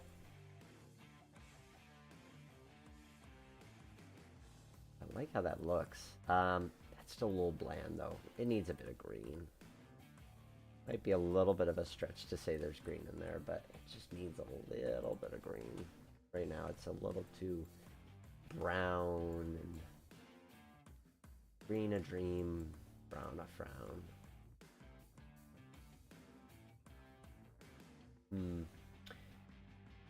I'm gonna sound like a broken record, but maybe some fencing. Maybe it's not the trees that's the problem, it's the chain link, abundance of chain link fencing I need, but it's true. A property like this would have its chain link fencing, so if we extend that from here, and then around to here, and we just run it all the way down to there, and then this is where it starts up. Here, and then it goes to there, and then flip off this way. That. Yep. I mean, as cliche as it may be, it also is realistic. It just isn't denying it. And you have a lot of chain link fence in cities and industrial parks these days. And then we need to split that. And then move this a little bit further away from the tracks for clearance sake. And then bring the fence along here. Yes, like that. Perfect. And then I probably need to actually split that spline and then straighten that part of it. Like so. Yep. That looks good. That looks very good. I'm really happy with that. Okay, so we'll finish the grass and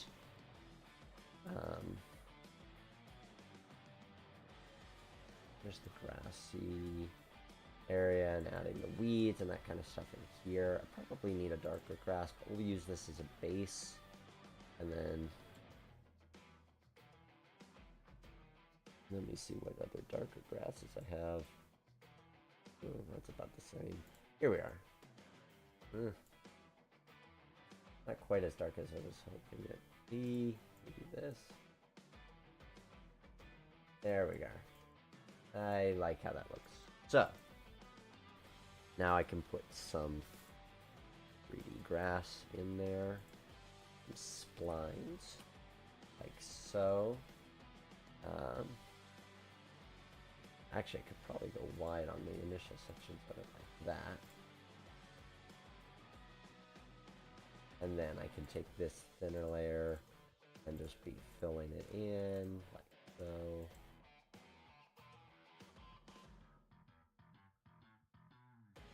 And then we can lower this a bit, just to, once again, make those main lines pop.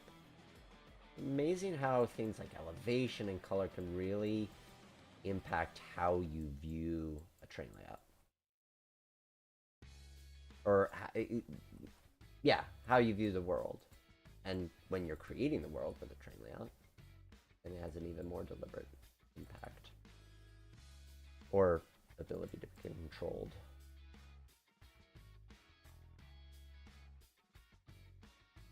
And some ground textures. Oh, I said I was going to do an engine terminal, and then I didn't really end up doing that. So, I suppose one could say the engine terminal isn't modeled, or maybe it's at the spur. I kind of want to do like what I did on the Golf Sub, where it isn't really a terminal per se, but you just have trucks that show up and sort of fuel locomotives, that kind of thing. Might take that approach with it, that philosophy. Not sure. And then we'll put some grass. Well, no, that can be freshly mowed. I think that's okay. But, there's the back wall done. With 15 minutes to spare. I'm happy about that.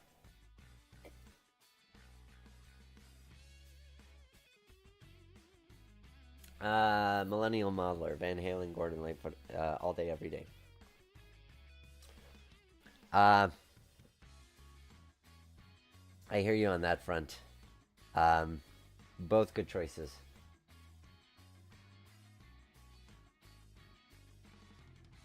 I'm more, especially the Gordon Lightfoot. That's definitely my flavor of things. Okay, so we've got 15 minutes, so I'm going to use that time to fill out the ground textures for this section, so we can get that done. I don't know that I'll get it up to where we were last week scenery-wise, but we'll at least get it looking... Oops. Nope, I didn't mess up things. At least I don't think so. Maybe I messed up things down below. No, they look okay. So, we'll get the scenery to a acceptable level for this part, so that at least while we are doing our switching, it's not this sort of empty void of gray, bleak. Oops. keep clicking on these lower levels of track. Grid. With depression. Okay. Good enough. So we're gonna level the terrain here. So we're gonna get that and use that just so that I got what I need as far as that is concerned. Right. And then I think I had grass here dividing these two scenes, if I remember correctly.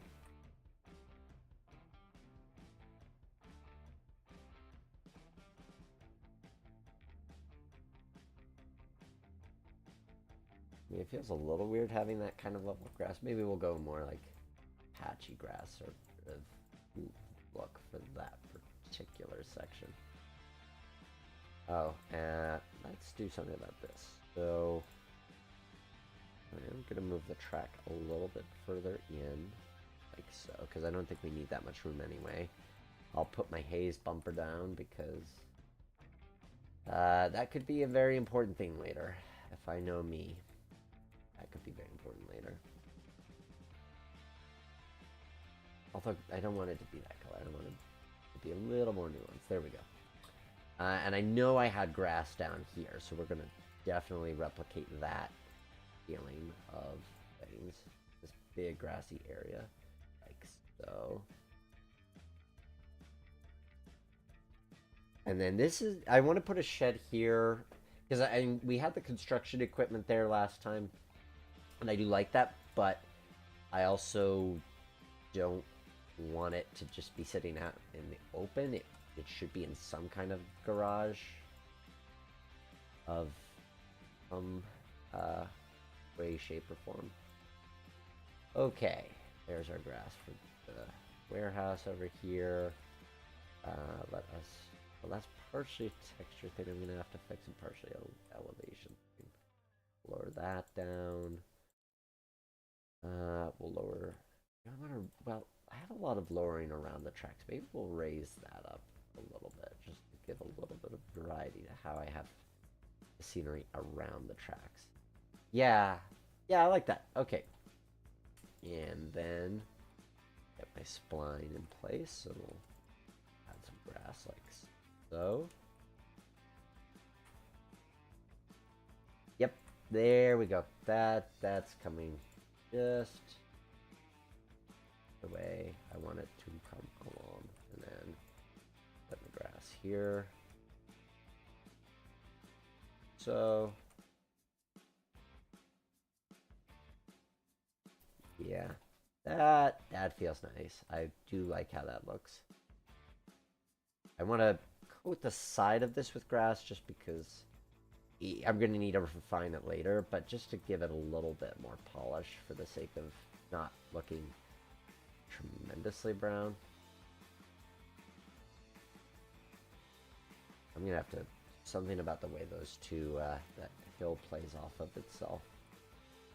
I'm inclined to put like a bunch of bushes there along this part of it. We had a retaining wall here to have this like parking lot and so forth, and I'm gonna do that, but here I feel like bushes are gonna be a nice way to go, just to do something to make it not feel like, why is this one track right next to this other track, in a way that could otherwise be distracting. No, the original is fine. I still have it. The problem was when it came to playtesting the original, Trainz, it's the weirdest thing. It doesn't like really tight curves for diesel locomotives. The diesels can go around them, but once you start to add grades or cars, then they really struggle to go around them, and so, which is actually a problem I face with the secret layout that I'm going to show you at the end of the stream.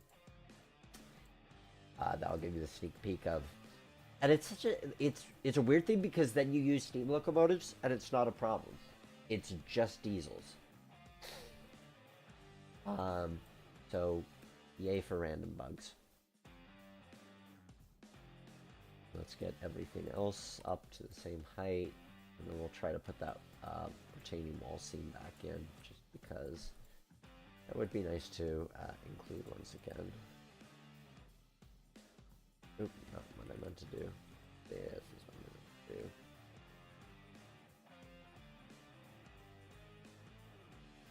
Right about there. Yep, that's the right idea. So let me try doing some of that tree stuff. Because along here, okay if the trees would block the trains a little bit because... Oh, but they do actually have to... They're going to have to be bushes because otherwise it's going to impact the bottom layer. Yay for me and my challenges. The challenges that I set myself.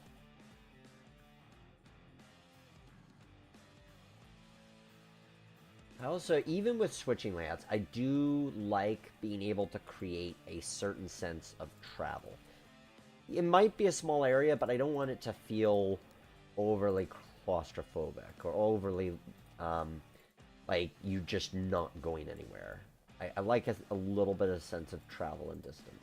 So that's a feeling that I'm going to be trying to bring to this section here, where it's I want it to feel in between.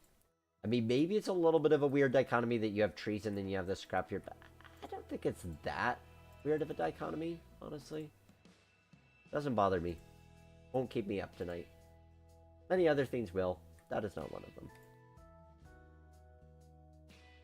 That should work like so. Because then it just isn't... I need a little bit more variety of bushes, mind you. That's a little too onesie-dunsy, but... Oh, that's a seasonal one. Cool.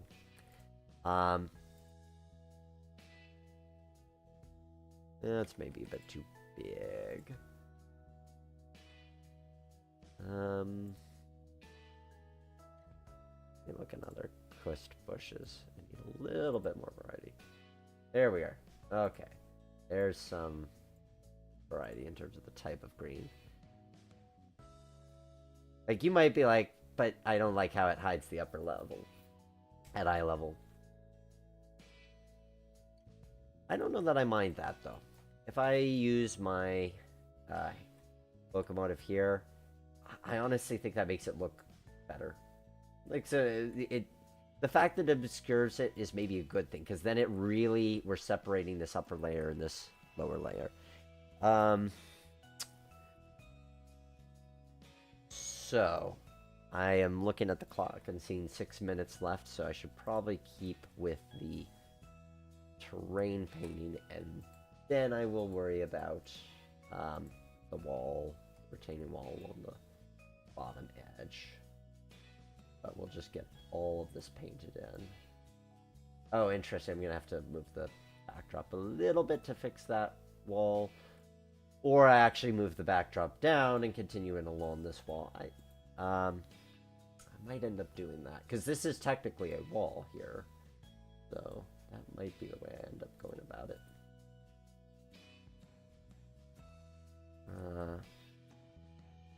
There are interesting things that one encounters when layout building. Certain things that you go, oh, yeah, that's an interesting issue to encounter, and wonder how I'm going to fix it.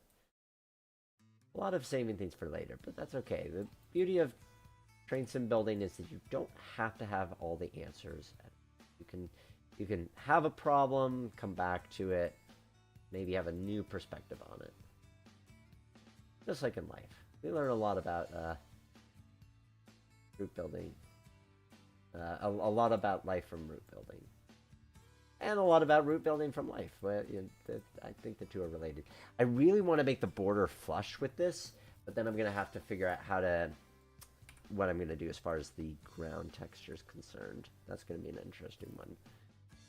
I think I know what I want to do, but that's going to be an off-stream thing. But the end result is that when you download this layout, it's not going to have this big corner on the sides. It's going to actually contour to the edge, because that does look cooler. Retaining wall time, because this is, let's get that. Because the idea was to make this, oh no, okay. I was afraid that the game had frozen. Which reminds me, excellent time to save. Because now I'm getting these weird freezes and it's making me scared. Yay for not losing all of my hard-earned work. I would not want to have that happen. So, this is going to be our... Oh, and I wanted to put a garage for those. Well, that's going to be a lower priority.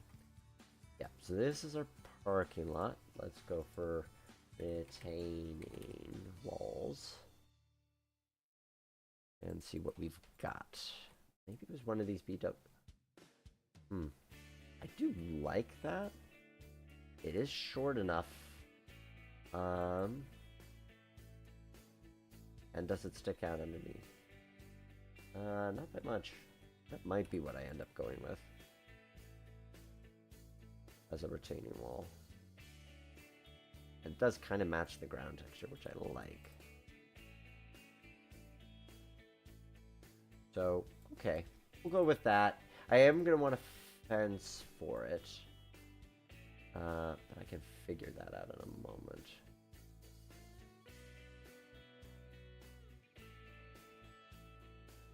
Like so. Like so. And then just putting a fence along the top of that. Yeah.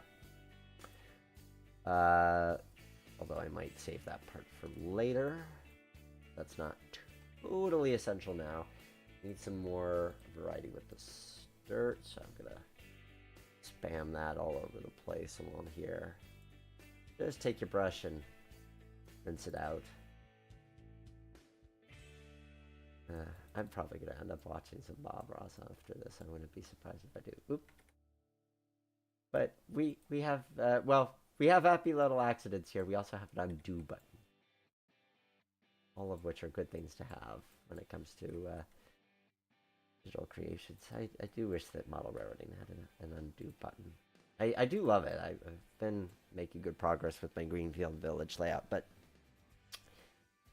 it is sometimes I do sometimes find myself doing a thing and going, I wish I hadn't done that thing in that particular way.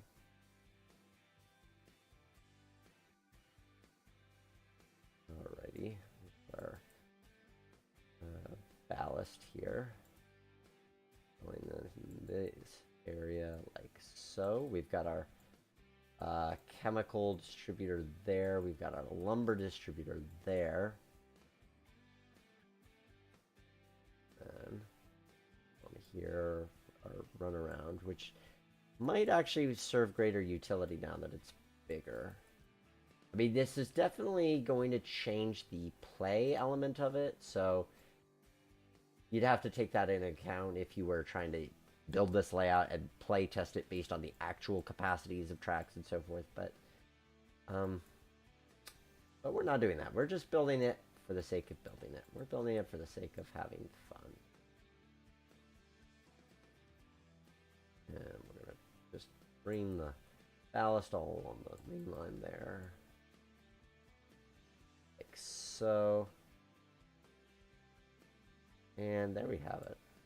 And then our interchange track there. I like the idea of having multiple interchanges. It lends so much because with two interchanges you could basically haul whatever you want, because it doesn't matter if it is on your industry or not. You can always, or if an industry is served on your layout, like you could say you're hauling, I don't know, a high-wide transformer, and it could just be going from one interchange to another. There's a lot of ways that you can treat that.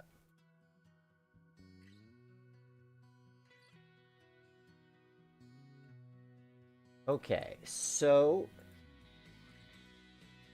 that is us at 9 o'clock. This is, I mean, this side is lacking detail. I wish I'd had more time to spend on it off stream, but we have enough detail to be able to kind of tell what things are and to not be looking at nothing but gray texture. So what do you think? Let's do a quick fly view. I'm interested in hearing on what your thoughts are on how this has turned out.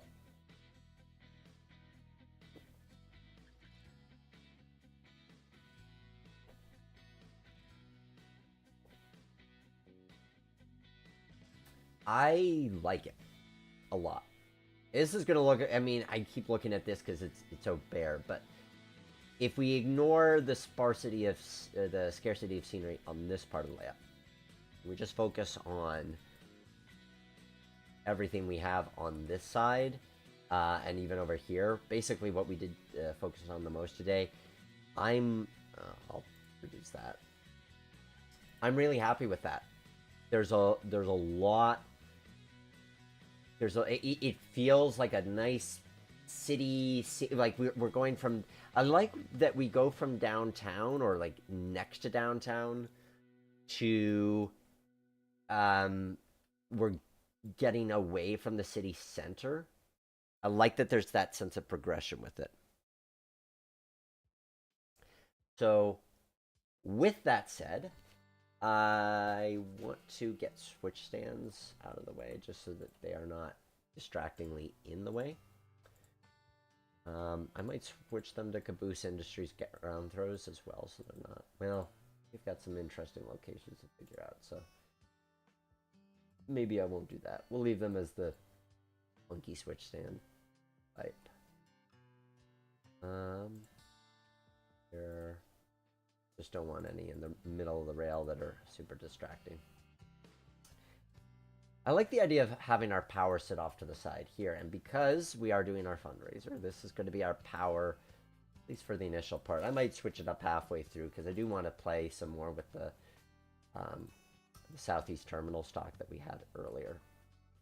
But this will be our starting power. And let's see, we could do a lot, which makes it a little interesting as far as how to stage this and set this up. I think what we're going to do is I'm going to set up cars at the interchanges with specific on-site destinations. And then for when I want to take cars off and send them to a direction, one direction or another, I will roll a die. If it's a 1 through 3, I'll take them to one interchange. If it's a 5 through 6, I'll take them to another. And then I will write down which is going to which. That is how we will handle that. I even have a scrap piece of paper here. Yep, so perfect. Okay, so we definitely want to switch out Munchie Mill. And I feel like that's probably... Okay, let us... We're going to need some covered hoppers.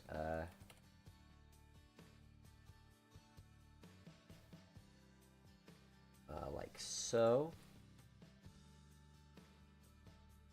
So one track will be for, this will be for grain products, and then we'll have a separate track for hoppers. Do I have any GATX tanks? Because I think GATX has tanks that are used. Oh, those are fuel tanks. That is not the air I'm going for. I think these are, yeah, they're chemical tanks. So difficult sometimes to find just the cars you need.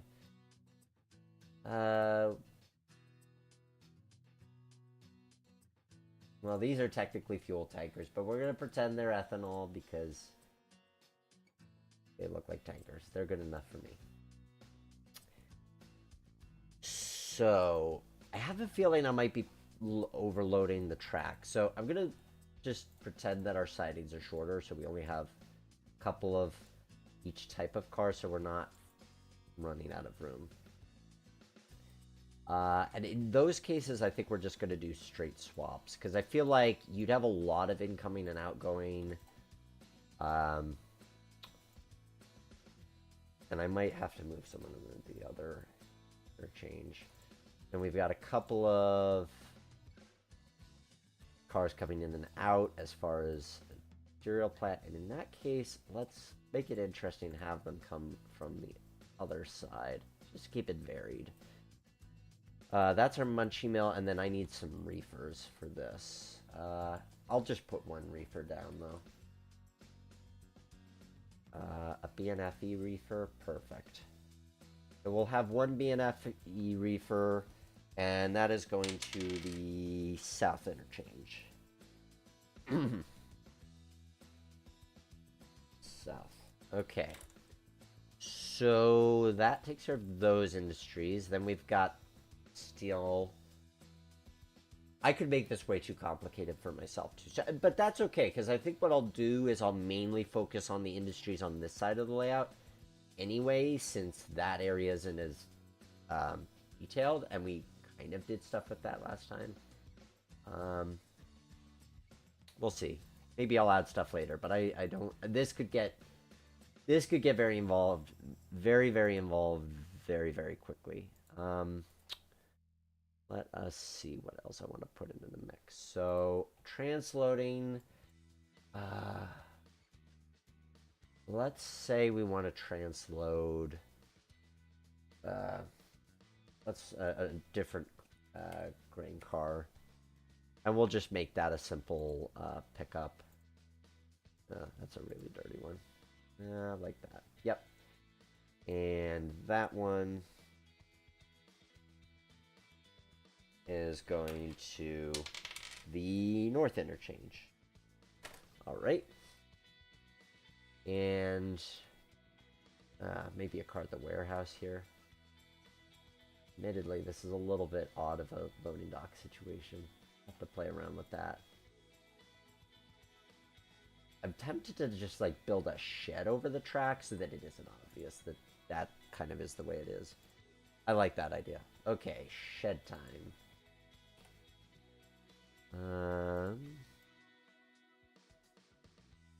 Shed with floor grate. I've used this before. I don't know if I want to. It'll work. It at least looks nice next to the building, so I can go for that. Like so. Here, and then we extend it all the way here. And then that kind of ignores the fact that the stairway goes through it and it's a bit off.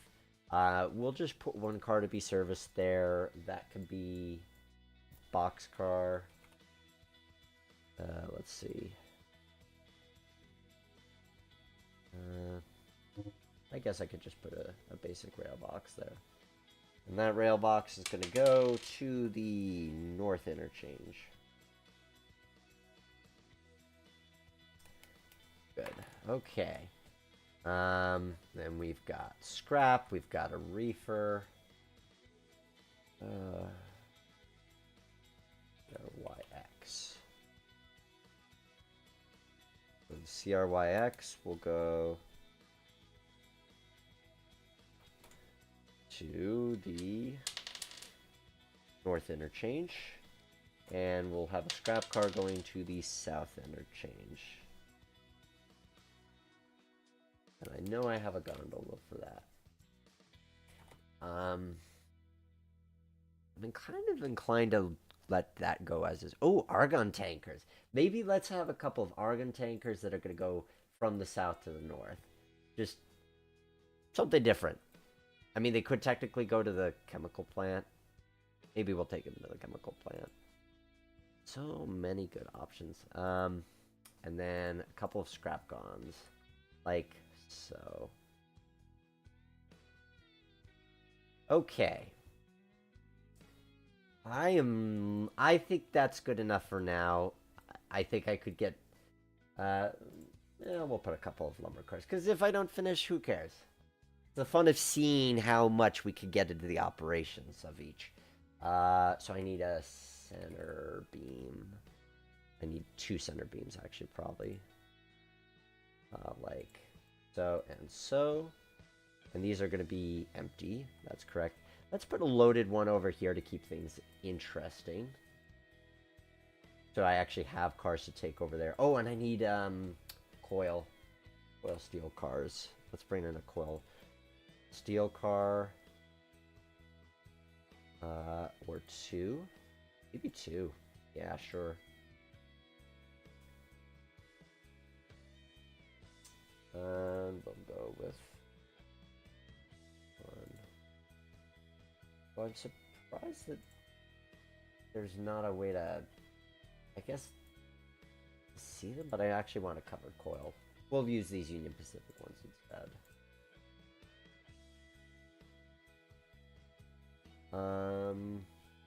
1 or 2. And then maybe a boxcar coming out. I think I even get... Yeah, I could get stuff under there. Okay. And we'll do a P&LE, because why not? A little bit of variety of where the steel's coming from.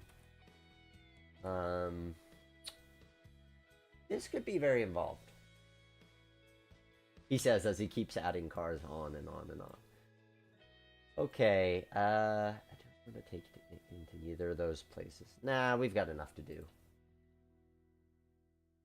Okay, I'm going to call that good, because otherwise I'm going to run out of time to play. And I do need to show you the secret, super secret layout. So, with that said, we will get underway.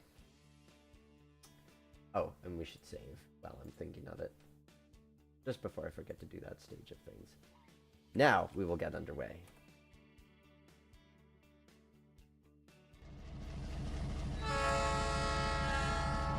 Ooh, that's a nice horn. As a reminder, this is a fundraiser for a real-life EMD SW1. Link in the description where you can donate, or if you super chat me during the next hour of live streaming, and that money will go to saving a very rare Boston and Maine SW1. Oh, that just looks nice. I like how that, that looks cool. That is very satisfactory. Okay, now I actually have to think about what I'm going to do here. So let's talk switching. I've got to swap out these tank cars and these covered hoppers, which is going to mean a bunch of runaround moves. I have this runaround track here. So I feel like, what do I want to do first? I probably want to get cars out of interchange, and then I'll grab other cars. So, and then I could stick the cars that I'm going to take further down the line. I'm going to stick them on this depot track, because then I can keep them out of the way for now.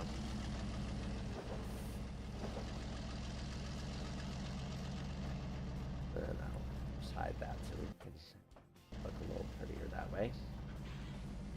I like this little critter. This is fun.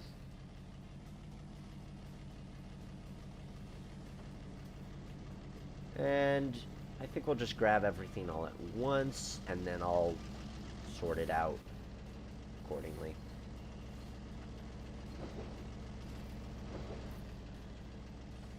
But, man, this is a nice little operation. Oh, wait, did I actually want to go down that track? No, I did not. Oh, no, wrong way. So, I'm going to change direction on that particular front. A lot of operational potential that a layout like this provides. It's really for the switching. I mean, you don't have a super long run, so you gotta love switching to go for it. But you do have a certain degree of... I changed that switch. You do have a certain degree of... Oh, no. I changed the wrong switch. Wait, what is that? Oh. Okay, no, I got it. Never mind. I'm going crazy.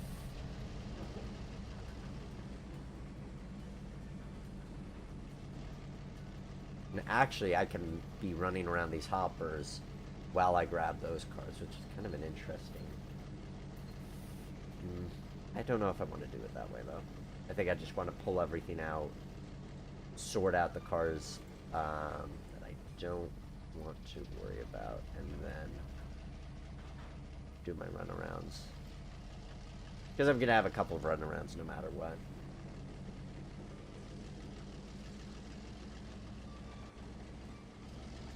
So, curious for those who are watching live, or those who are watching after the fact, what is, so far, your favorite layout that I have live streamed? I'm curious to know what you've enjoyed watching. Feel free to name a few, but I'm curious as to your number one pick. Like, what is the layout you found the most interesting for me to build or for me to play with? Because as I said earlier when we were talking about eras. I feel like sometimes I worry because I would build steam era routes till the cows come home, but then I worry that that isn't of everybody's taste. So I'd be curious to know what your interests are. I try to keep it varied so that those who like modern get a little bit of modern, like we're doing today. I mean, that switcher looks legit. That is a very modern paint scheme on that switcher, so it makes it look really cool. Have it this way. I might shut off the traffic on that road, just so that I'm not distracted by cars going through my train.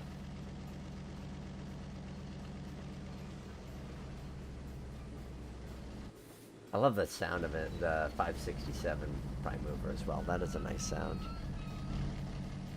Okay, so we're moving this out of the way just so that we don't have to deal with them right now. Matthew Harris, you like the Canadian National Division Point layout only because you like CN. Good to know.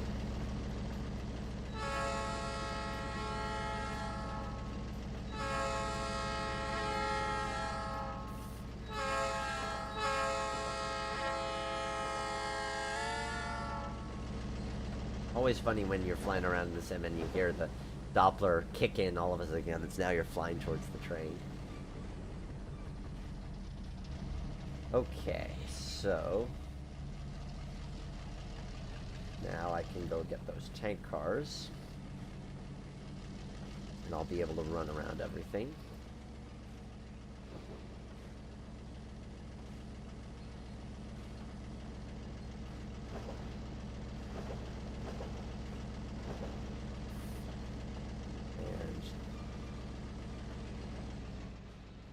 Oh, that center beam car should be loaded because it's going to the lumber mill and I didn't load it. Let me take care of that. Because otherwise I'm going to be like, why do I have an empty center beam car here?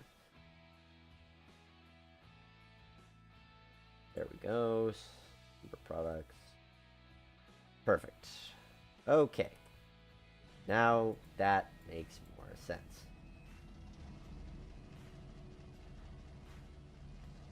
We'll go pick up the tank cars. Matthew Harris, what's my favorite layout that I've built so far? For one thing, I have to remember all of the ones I've built. Ones that stand out to me, I also like Orford, which is the CN Division Point layout. That has really informed me as far as what I'm going to be building next month, which is also what I'm going to be building in real life. I really like the East Broad Top layout. I was really happy with how that came together. And it's East Broad Top. Can't go wrong with that.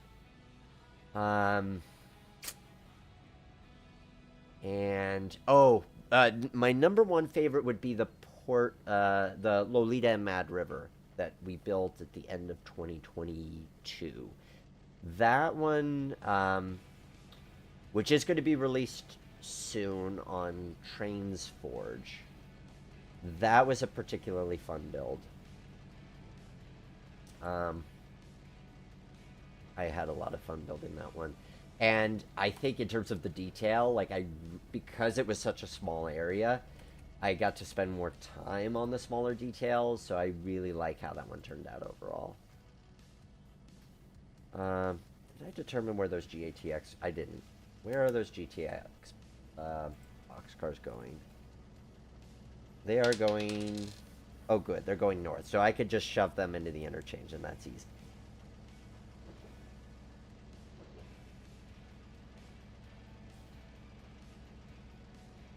Gotta cut myself some degree of break.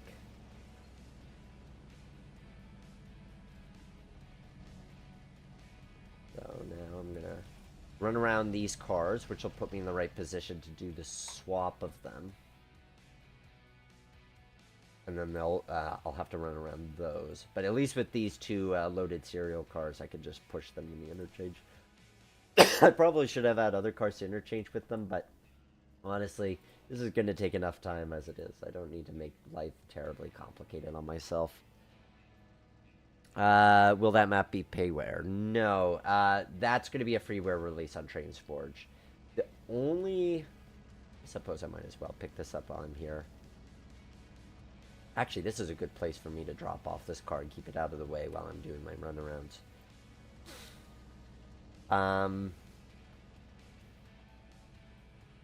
Although I suppose I could grab this, put it on with the... Yeah, that makes sense. Yeah, the only map that might be payware when it's done is Tumbler Ridge, which I occasionally get questions about. So I designed the track plan. I started to design that track plan in the summer of 22. I haven't worked on it recently, but I really want to get back to that. It's going to be big. It's going to be very big. And I'm going to be building that off stream, hence why that one will likely become a payware item. But it's going to have some features that you haven't seen in a Trainz route before. So it's going to be worth it. Like, that's going to be, and it's going to include rolling stock. It's going to be a full package. So that's something to look forward to. Hopefully I spend some time on it this year. It just depends on what I feel like doing. I haven't been doing a lot of Trainz route building off stream these days. Been trying to spend more time on the actual model railroad. We'll see. Things yet to be determined. Okay, so we've got these two cars which are going further down the line, so now we can go and grab these. We'll put these cars over with the coil cars.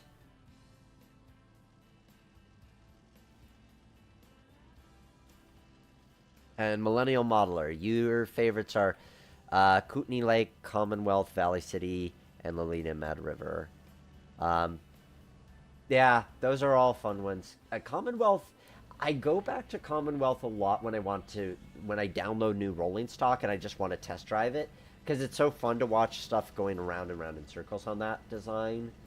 That is it's really good for just testing items out in that regard. Kootenai Lake, that one, I have to admit, from a build standpoint, I was very happy with how it turned out.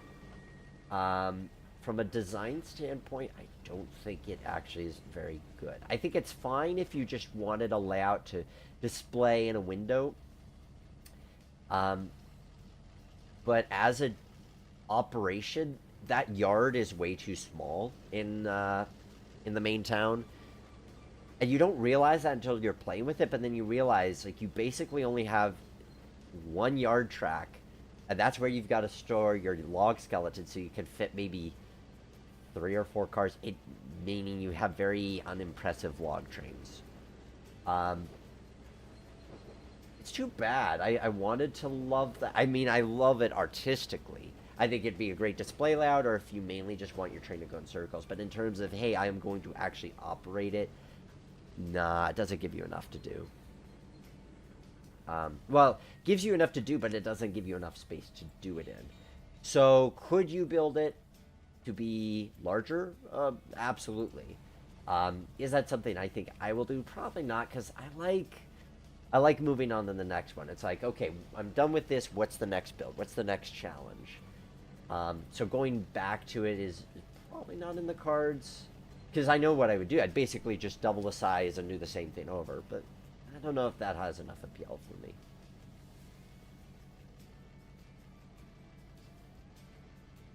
So now we're going in, and we're gonna pick up our empty cars. Then we'll put them off the side here. We'll set in our loads, and then we'll run around those empties, put them into the interchange, and then we'll be good to go down the line.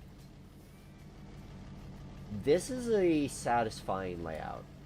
I've seen at least one person in real life, not that I've seen them do it in real life, but I've seen blog photos of them construct it, or construct a layout based off of the design. And this works. Like, this, there's no doubt in my mind. I never really doubted would it work. It was just a question of would it be like. But now that I'm playing it, I love it. I think that, I mean, here I am, and we've been running, okay, only for about 20 minutes. But I like the idea that you could run it on your own. You could do all the switching on your own, or you could kind of segment it. So maybe you have somebody working just like the southern interchange and somebody working the northern interchange and those industries, and then you hand off cars in the middle of the route, like where you have this passing siding here. That could be kind of an interesting way to run it. Maybe that's what we'll simulate too, just so that we can get to play with that 6-axle power that Jointed Rail provided us for last month. We'll do our switching on the north end, and then when we get to that midway point, we'll switch off power, just so we can do a little bit of 6-axle switching. Never before feature seen in Trainz, Jordan. That is going to remain a secret. That is going to remain a secret. All I'll say about it is that it will make the model railroading element of the layout design that much more prevalent in a good way. But you're going to have to wait to see how that comes about. Just know that it will be, it'll be a satisfying experience. I think that'll be an interesting, that's going to be a layout for those who like long runs, because it's an end scale layout in a 40 by 20 space, double decker. It's like a half-hour run. It's a pretty beefy run.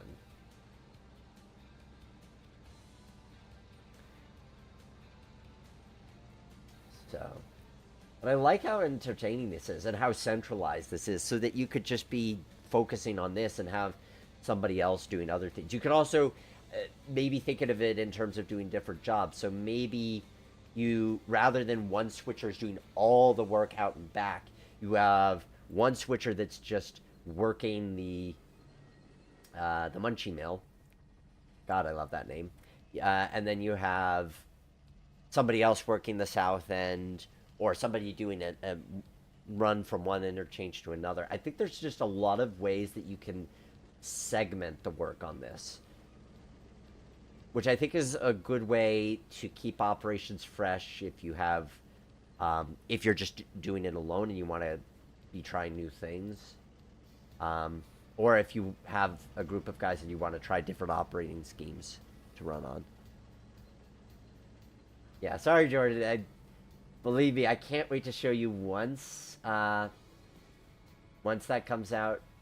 But I kind of want that to be like where it debuts. I may then use it on the technique on other projects, but you'll see it there. And now we get to drop off our loaded cars. This SW1 is so cute. It is such a neat little switcher. Hopefully once the guys successfully preserve the real Boston Main switcher, then we'll have I can go appreciate it in real life.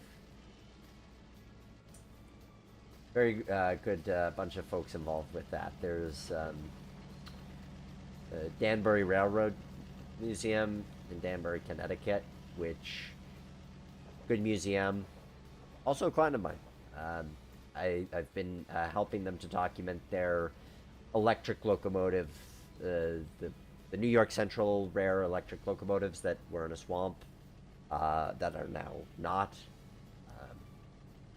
I'm helping them to document that. So they're good people. My friend Rick Gufuri, president of the Boston Main Railroad. Excuse me. Sorry about that, guys. President of the Boston Main Historical Society.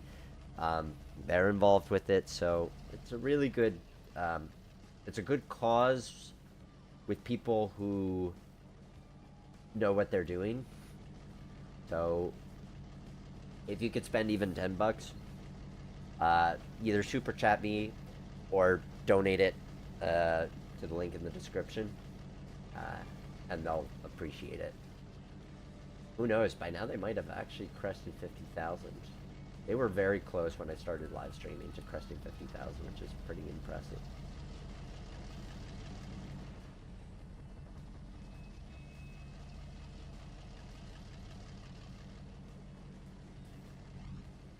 Alright, hopefully I can fit all 4 of those cars on a single track, so that way I don't have to split them up, and then I can just go to the next area of switching.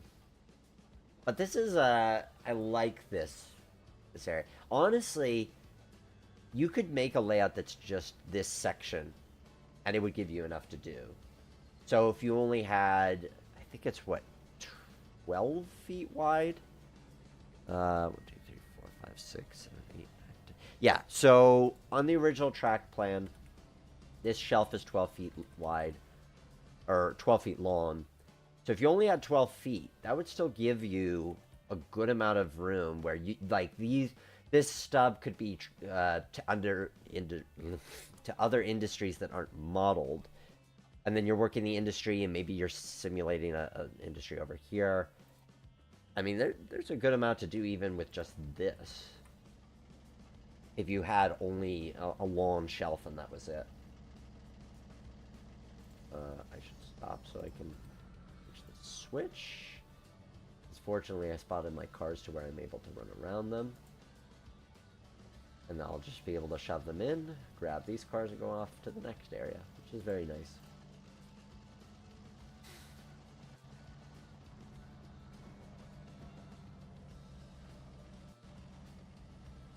Okay, that's it. I'm turning off the cars. Let's see. That's gonna edit environment. Yes, disable traffic on roads because it's usually more of a nuisance than it is a scenic benefit. These with switching layouts like this. On real routes, modeling real areas, maybe it's more worth it then.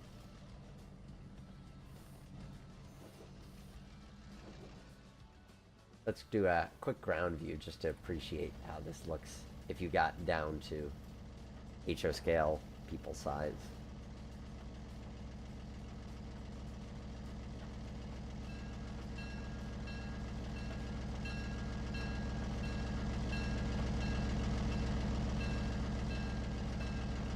Oh, that is satisfying. That is very satisfying.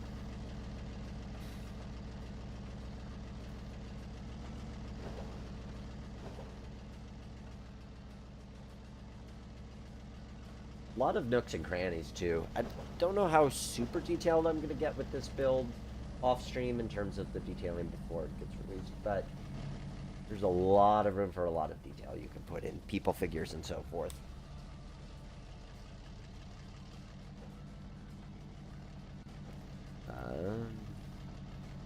Matthew Harris, what got me into building model layouts in Trainz?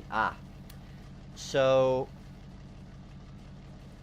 if you've seen the 3rd episode, aka the most recent episode of what makes this layout great, then you will have seen a layout called the Susquehanna in New York. It's also available for download on greattrainlayouts.com.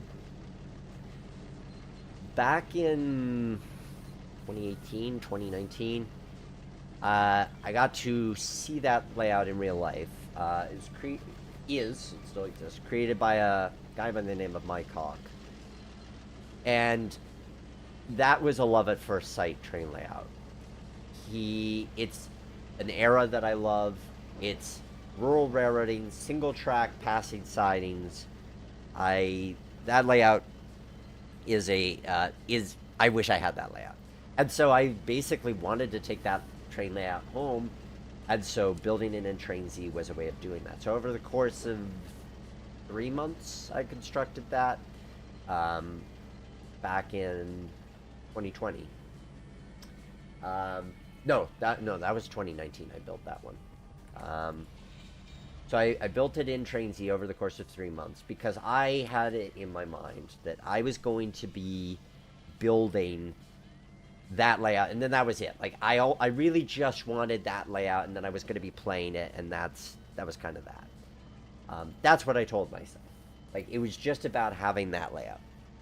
And then I came across the Lake Erie, Franklin, and Clarion, which is on the download station. I came across that track plan by Dan Murdock, and I thought, well, that looks like a fun track plan, and surely I'll want to spend a lot of time playing with that.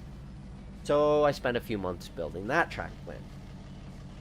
And after, 5 or 6 layouts I'd constructed, it finally dawned on me that though I kept telling myself I was building these because I was going to play with them, I was building them because it was fun to build them. That there's something really satisfying just about I'm constructing this, it's done. I mean, honestly, there's a number of layouts that after I finish streaming, I haven't touched it. It's like, even though the Lolita and Mad River's my favorite, I have not played with that off stream that much. So yeah, it's funny how that works out, where you think you get into something for one reason and then you end up realizing that actually you had a different reason for liking it. So that's what got me into building Trainz layouts. And I like that with train layouts, they're small enough that I'm not, bogged down by it for months and months on end. It's like, I built it, it's done, I get to move on to the next thing. And there's that satisfaction of completion. I might someday build another train layout, or a full-scale, real-world route, like I did with the Whiz Beach and Upwell. But the Whiz Beach and Upwell took a year, and that was 6 miles. I don't know if I see myself doing that again. I might, but it would have to be a rural route. I just don't know. And even the Whiz Beach and Upwell, I play it from time to time.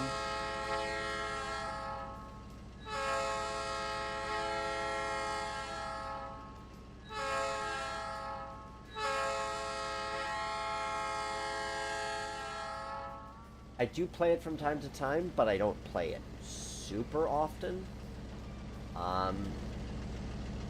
So even there, like, yes, I thought I was building it so I could enjoy the full thing, and I do, but it was also for the building it. The time that I spent building that, there's something very, I can't articulate why, but building that layout was a very special project. I really treasure the time that I spent on building the Whiz Beach and Upwell. Yes, at 10 p.m. we'll check the secret layout. Even if I'm not finished switching by then. And we might actually do it a little bit earlier than that.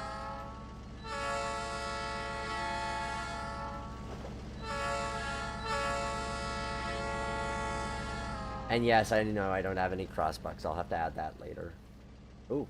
Okay, good. I do have a switch stand there. Alright, next up.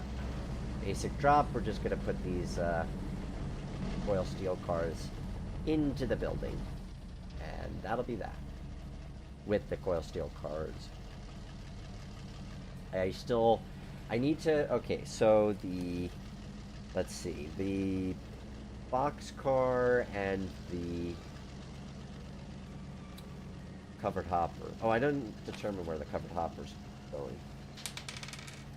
Ah, darn it, it's going to the south. Okay, I'm going to make an executive decision that the covered hopper and the boxcar are both going to the north interchange, because then I can collect them on the way back. And that's a lot easier than if I have to collect one and then run around it. I mean, obviously I can. I do have a run around here, but I'd rather not. Oops, I forgot to open the door on that building. Which I can do. Here we are. Okay, now I've actually properly opened the door after having completely busted it, but I'm not concerned. So we get to move those cars inside.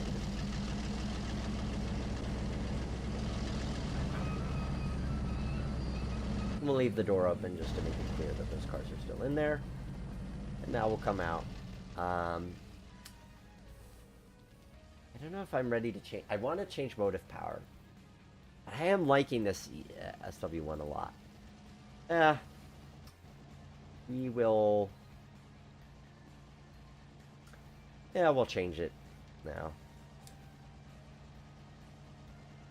Just because I feel like the remainder of the switching actually isn't going to be too terribly complicated, so We'll go for something different, as fun as this has been. So, we will go with STR X. And I want to run that -8 that I was trying to run last time.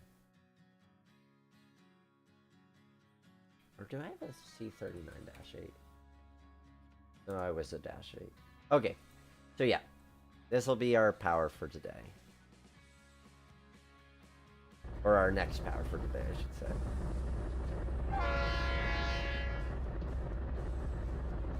So now we can see what it's like to switch with a 6-axle locomotive. That admittedly doesn't accelerate as quickly as the SW1, but fair enough. That's a GE for you.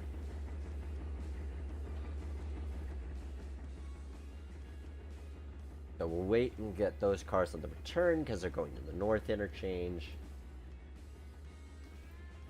And so the scrap gons are going to the south interchange. The reefer's going to the north. So I'll pull them both now, but the reefer I'm probably going to put on that passing track to collect later, rather than having to take it down to the interchange and deal with it there. I've also got that lumber car I've got to drop off.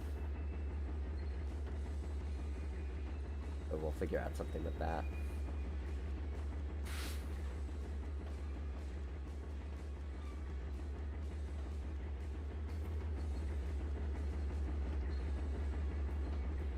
And that'll work, but I'll need to change that switch and that switch there.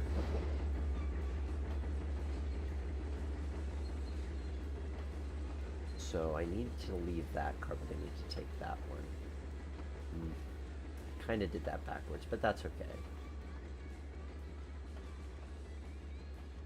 Yeah, I know what I need to do.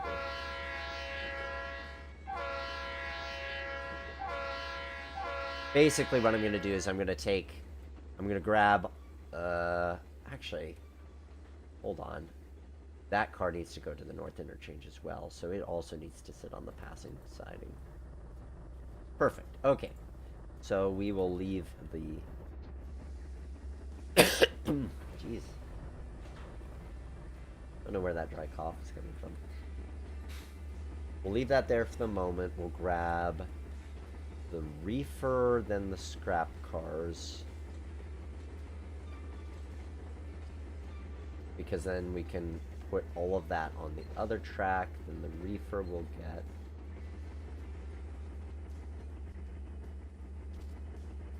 Yep.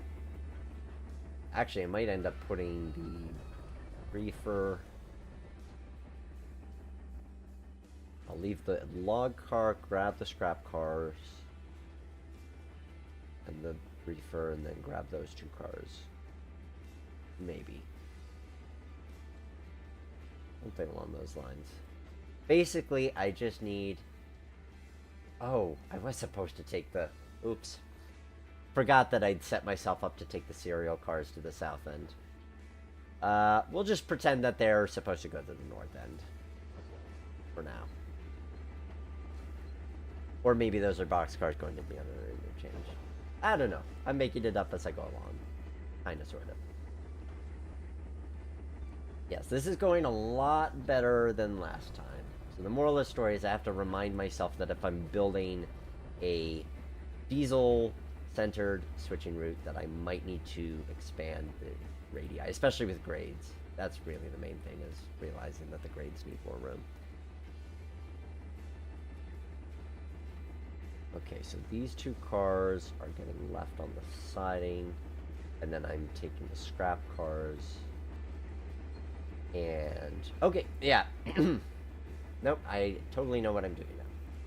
Those cars are getting set off there, picking up the scrap cars, the Burlington Northern Reefer. All that's going to interchange, getting swapped out with the cars that are currently out of interchange, and then bringing everything up, switching it out. Yep. Man, this is a fun puzzle. It's just the right level of challenge. I mean, you could probably make it insanely difficult if you wanted to, but it's not inherently insanely difficult, if that makes sense.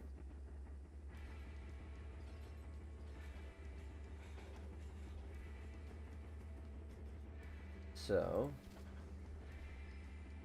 going to do this for a little while longer, and then we'll take a look at the super secret route.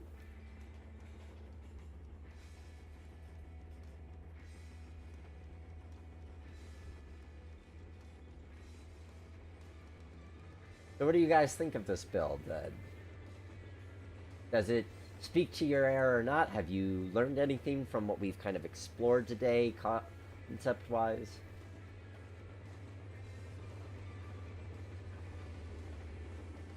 Because I'm always interested in your feedback and what you think of what we're building here.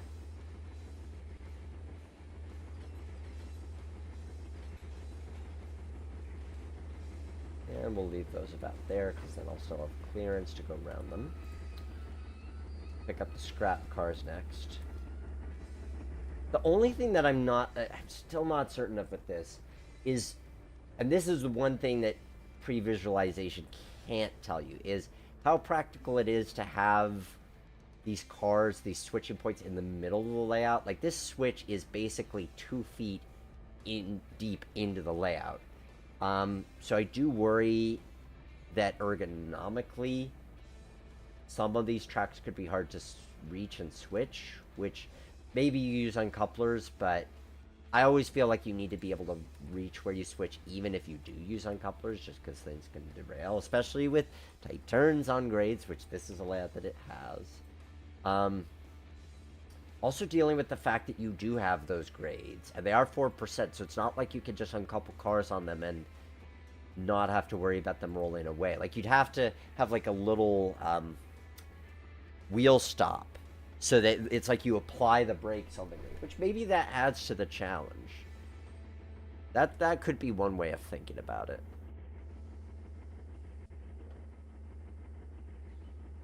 Yeah, here we go. I need to switch the directions on this. I keep hitting the wrong keys and going the opposite way. I'm gonna just flip the direction, and then I know I've got my key bindings set up the way I like them. Switch motors, well, that helps as far as being able to throw switches that are deep, but it doesn't help if cars derail at a place where it's hard to reach. That would be my concern with this. So this is where,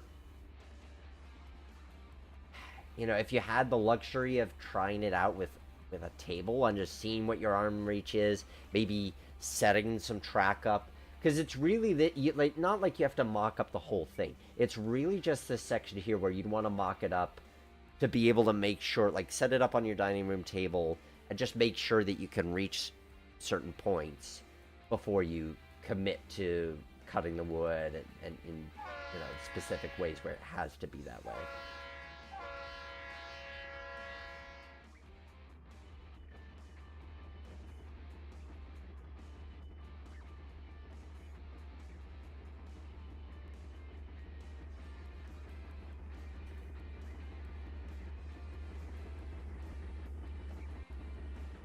Alright, just need to clear that switch to get back to the reefer.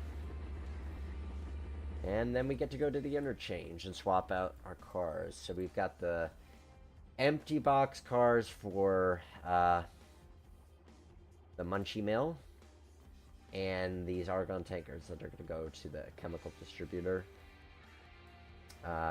We've got the lumber car we'll have to swap out to. I mean, there's no way we're going to back to the other side, but we'll just get as much done as we can in the next 5 or 10 minutes.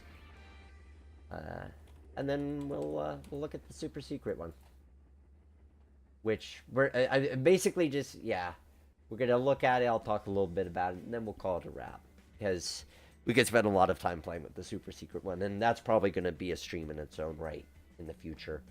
Do you guys, you know, I know a number of you come here for the buildings. You know, how do you feel about me doing a stream where I play through? Because I've got a bunch of designs. Some of which I've released publicly, like Copper, where I've released them and I've never... Oh, and the Arcade and Attica route that I put up. I've never actually streamed them, because I built them off stream or before I was streaming. So, do you like the idea of me doing a session that's just all here we are playing with different routes? I'd love to hear your feedback on that.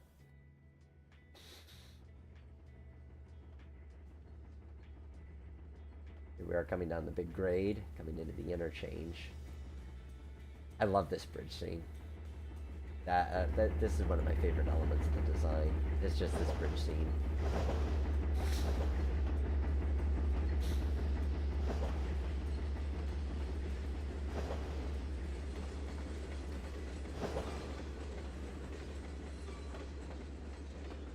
All right, and now we do our switcheroony, which doesn't matter which order I do it in. Probably not, because either way, I'm still going to need to pull those cars out and then run around them. So now we'll push back. Just do our interchange swap. And we'll have to run around the cars so they're on the right side of the train, pull up the hill. Something tells me we'll probably, that's as far as we'll get, is just doing the swap and putting the cars on top of the hill, and there we have it, but that could work. I like this southeast terminal scheme. That's a sharp paint scheme. And I think it fits the vibe of what we're doing with this particular build.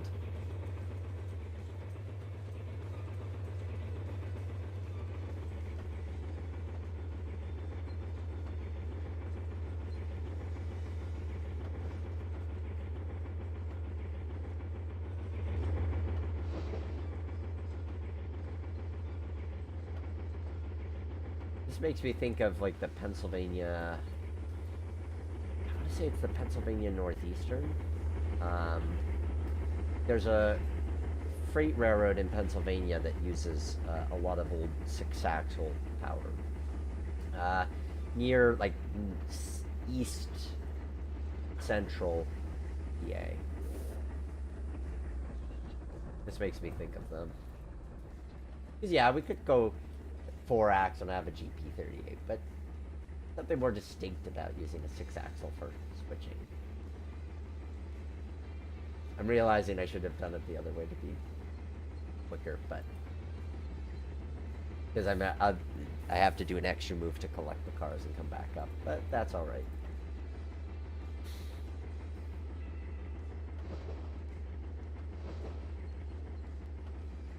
But I like that there is an interchange here. I like that, you know, if you didn't do the staging that I've done with underneath the Munchie Mill area, you still have the ability to bring trains into the scene. You know, I should have a train going in circles, actually.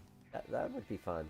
I'm gonna throw something on the loop, just so we have something that's going around in circles to entertain us. What do I want to do? Do I want an Amtrak? Maybe, yeah, we'll throw Amtrak on there. Just to have something a little bit different. I have a feeling I put them underground. Oh, nope, there they are. Okay. So, we'll just have Amtrak running around in circles, because that seems like fun. Although, I'm also realizing that I just spawned them in, and I'm actually going to need that track. So, maybe we'll put Amtrak in the staging area, underground, for the time being. And then I'll make them reappear later. Okay, here we are. Did I clear the switch? Nope, not yet.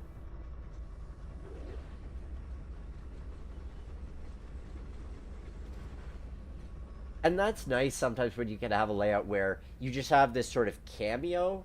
It's not like you have a lawn area to be able to have your loop section, because most of this is point to point, but it's long enough. Oops. You didn't see anything. It's long enough that you can run around, or you can see a train appear, and that's kind of fun.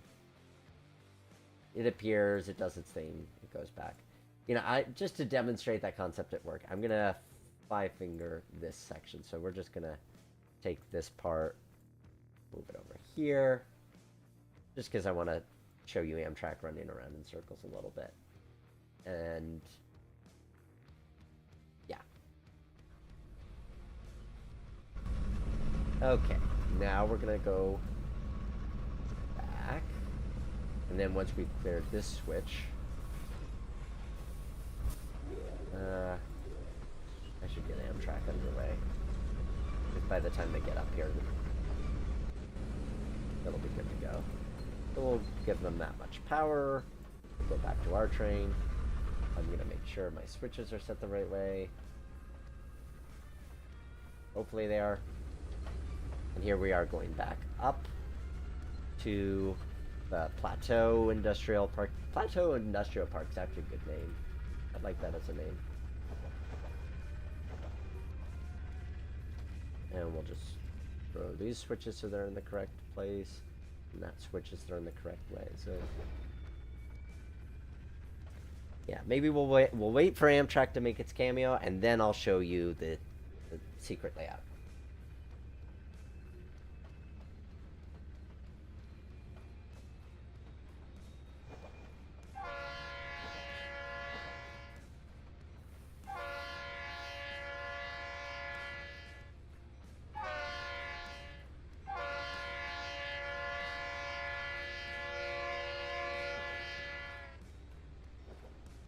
And then the argon tankers are in the back already, so I can just shove them in. I can grab the... I could do a very easy switch with the lumber cars. Oh, Amtrak's about to make its appearance. And that'll probably be us done. But a good amount of work. Like, that was a very, like, I'm just gonna put some cars here and here and here. And as you can see, like, that's a full hour's worth of work, and we're still not done. So you could very easily spend 2 hours switching. Oh, that's nice. I like that Amtrak gets to kind of do its cameo while we're doing our switching. That's fun.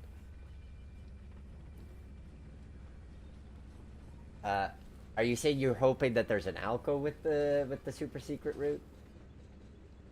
There might be.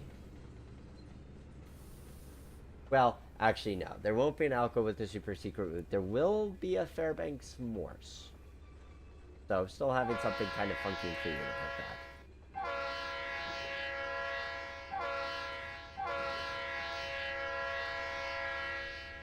that. Alright. So...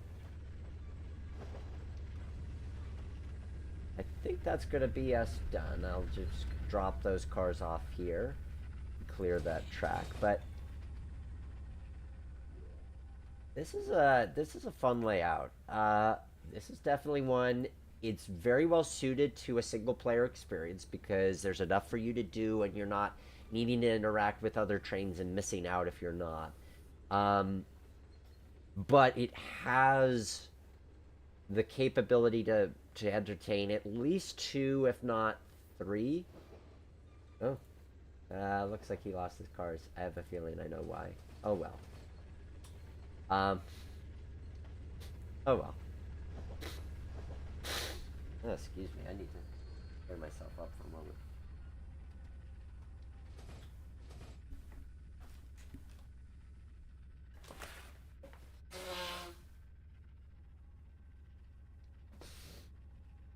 Sorry about that. Okay, so one last look at the Metro Belt and Terminal, which, as I say, I'm going to off-stream be finishing up the scenery on this leg of the project here, but I like it a lot. It runs really well. There's a lot of switching to do. It works well if you're building this and you're just largely going to run it yourself. You could probably support 3 crews at a time if you created the right kind of operating scheme, but there's a lot you can do with it. So I really do like this plan.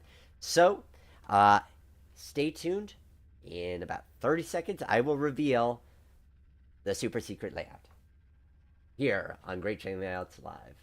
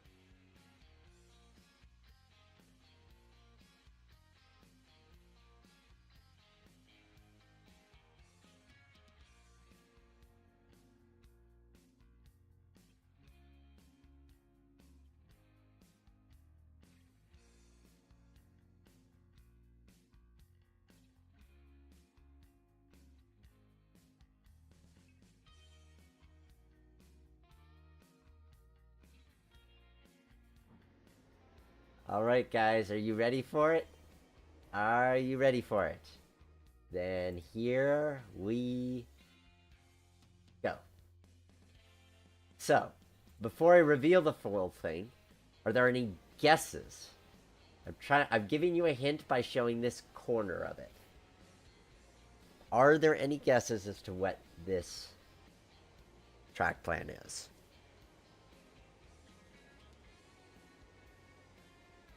And I'm going to open up the right window so I can see. It is from Model Railroader. I'll tell you that.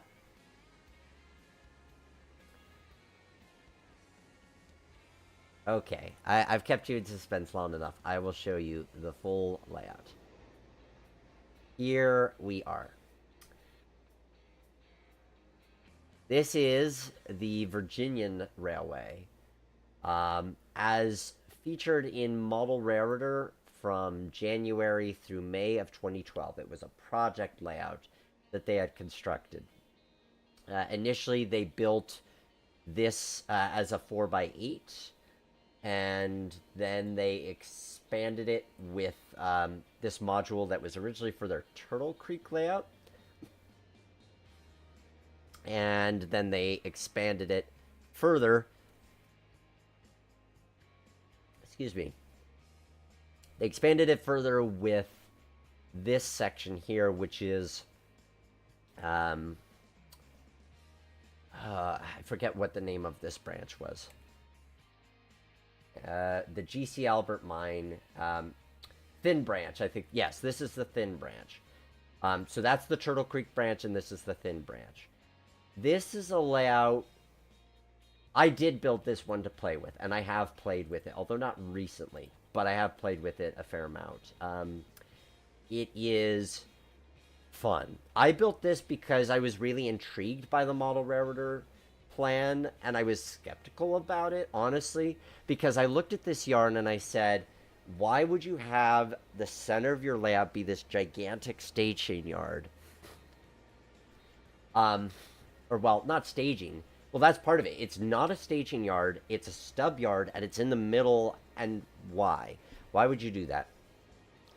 But it runs brilliantly. And the answer to why you would do it is because the operating scheme, which they actually illustrate in their articles, is basically you have your staging. Your trains come in from staging, and that is your main coal drag that comes in and out from the outside world. Your yard is for the purpose of sorting where your cars go. Because in this fully extended edition, you've got 1, 2, 3, 4 different mine locations. So those are different places the cars could come, originate and terminate, as far as where you're taking your empty hoppers and pulling the load ones out. So now this yard isn't just about, and especially if you have multiple trains going out, then it's not just like a basin where you collect the cars and assemble them into a train. There's actually, if they have specific trains that they need to be sorted into, so you have multiple inbound and outbound trains, then this is where you do that sorting of those cars. So it's brilliant. I love it. I may want to really own it in real life. I mean, I know it's a project layout. I could just build it myself, but I have too many things to build and do, so I might want to own the real layout at some point. It does exist. I have a friend at Kalmbach who showed me photos of it, so they have not, as of when I messaged him about it, dismantled it. So I really might want to own this someday, because this is it's a fun layout. I did model, this is my 3D modeling at work, which is to say it wasn't super advanced, but I had to do it. The way station, it doesn't work yet. I hope that I might be able to work with somebody who can make it work, so that when you roll cars in Train Z, across the scale, it actually displays numbers, because this scale actually does work. It does display the loaded weight of cars, which is cool. And for a while, I don't have them on my desk anymore, but for a while I actually had the paperwork for, because another thing that made this appealing is that Model Railroader gives you the template paperwork for the car routing and the mine orders and stuff like that. So we're not going to play with it tonight because it is about that time to wrap up. But I did want to show you this. So if you want to see me play with this, because I don't know how to like fit this in with other builds. So I feel like this is probably going to be like we do an episode where I play on 2 different layouts. So we spend half the time on one layout and then half the time playing on this. Because honestly, to do a full day's operations on this layout is like 3 hours. Like a full cycle. It's involved. Even for as small as the space is. So if you want to see that, let me know. Because I don't know how much of what you want to watch is the builds or the play or both. So your feedback goes a long way to informing. But yeah, we've got, just to show you a little bit, we have the 080, the Virginian 080, as, which they never had 080s like this. I actually have the book that they used as inspiration for building this. But I modeled it just like they did. So this was part of it.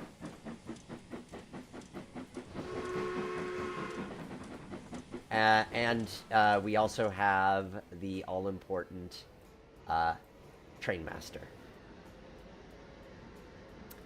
So, there you have it.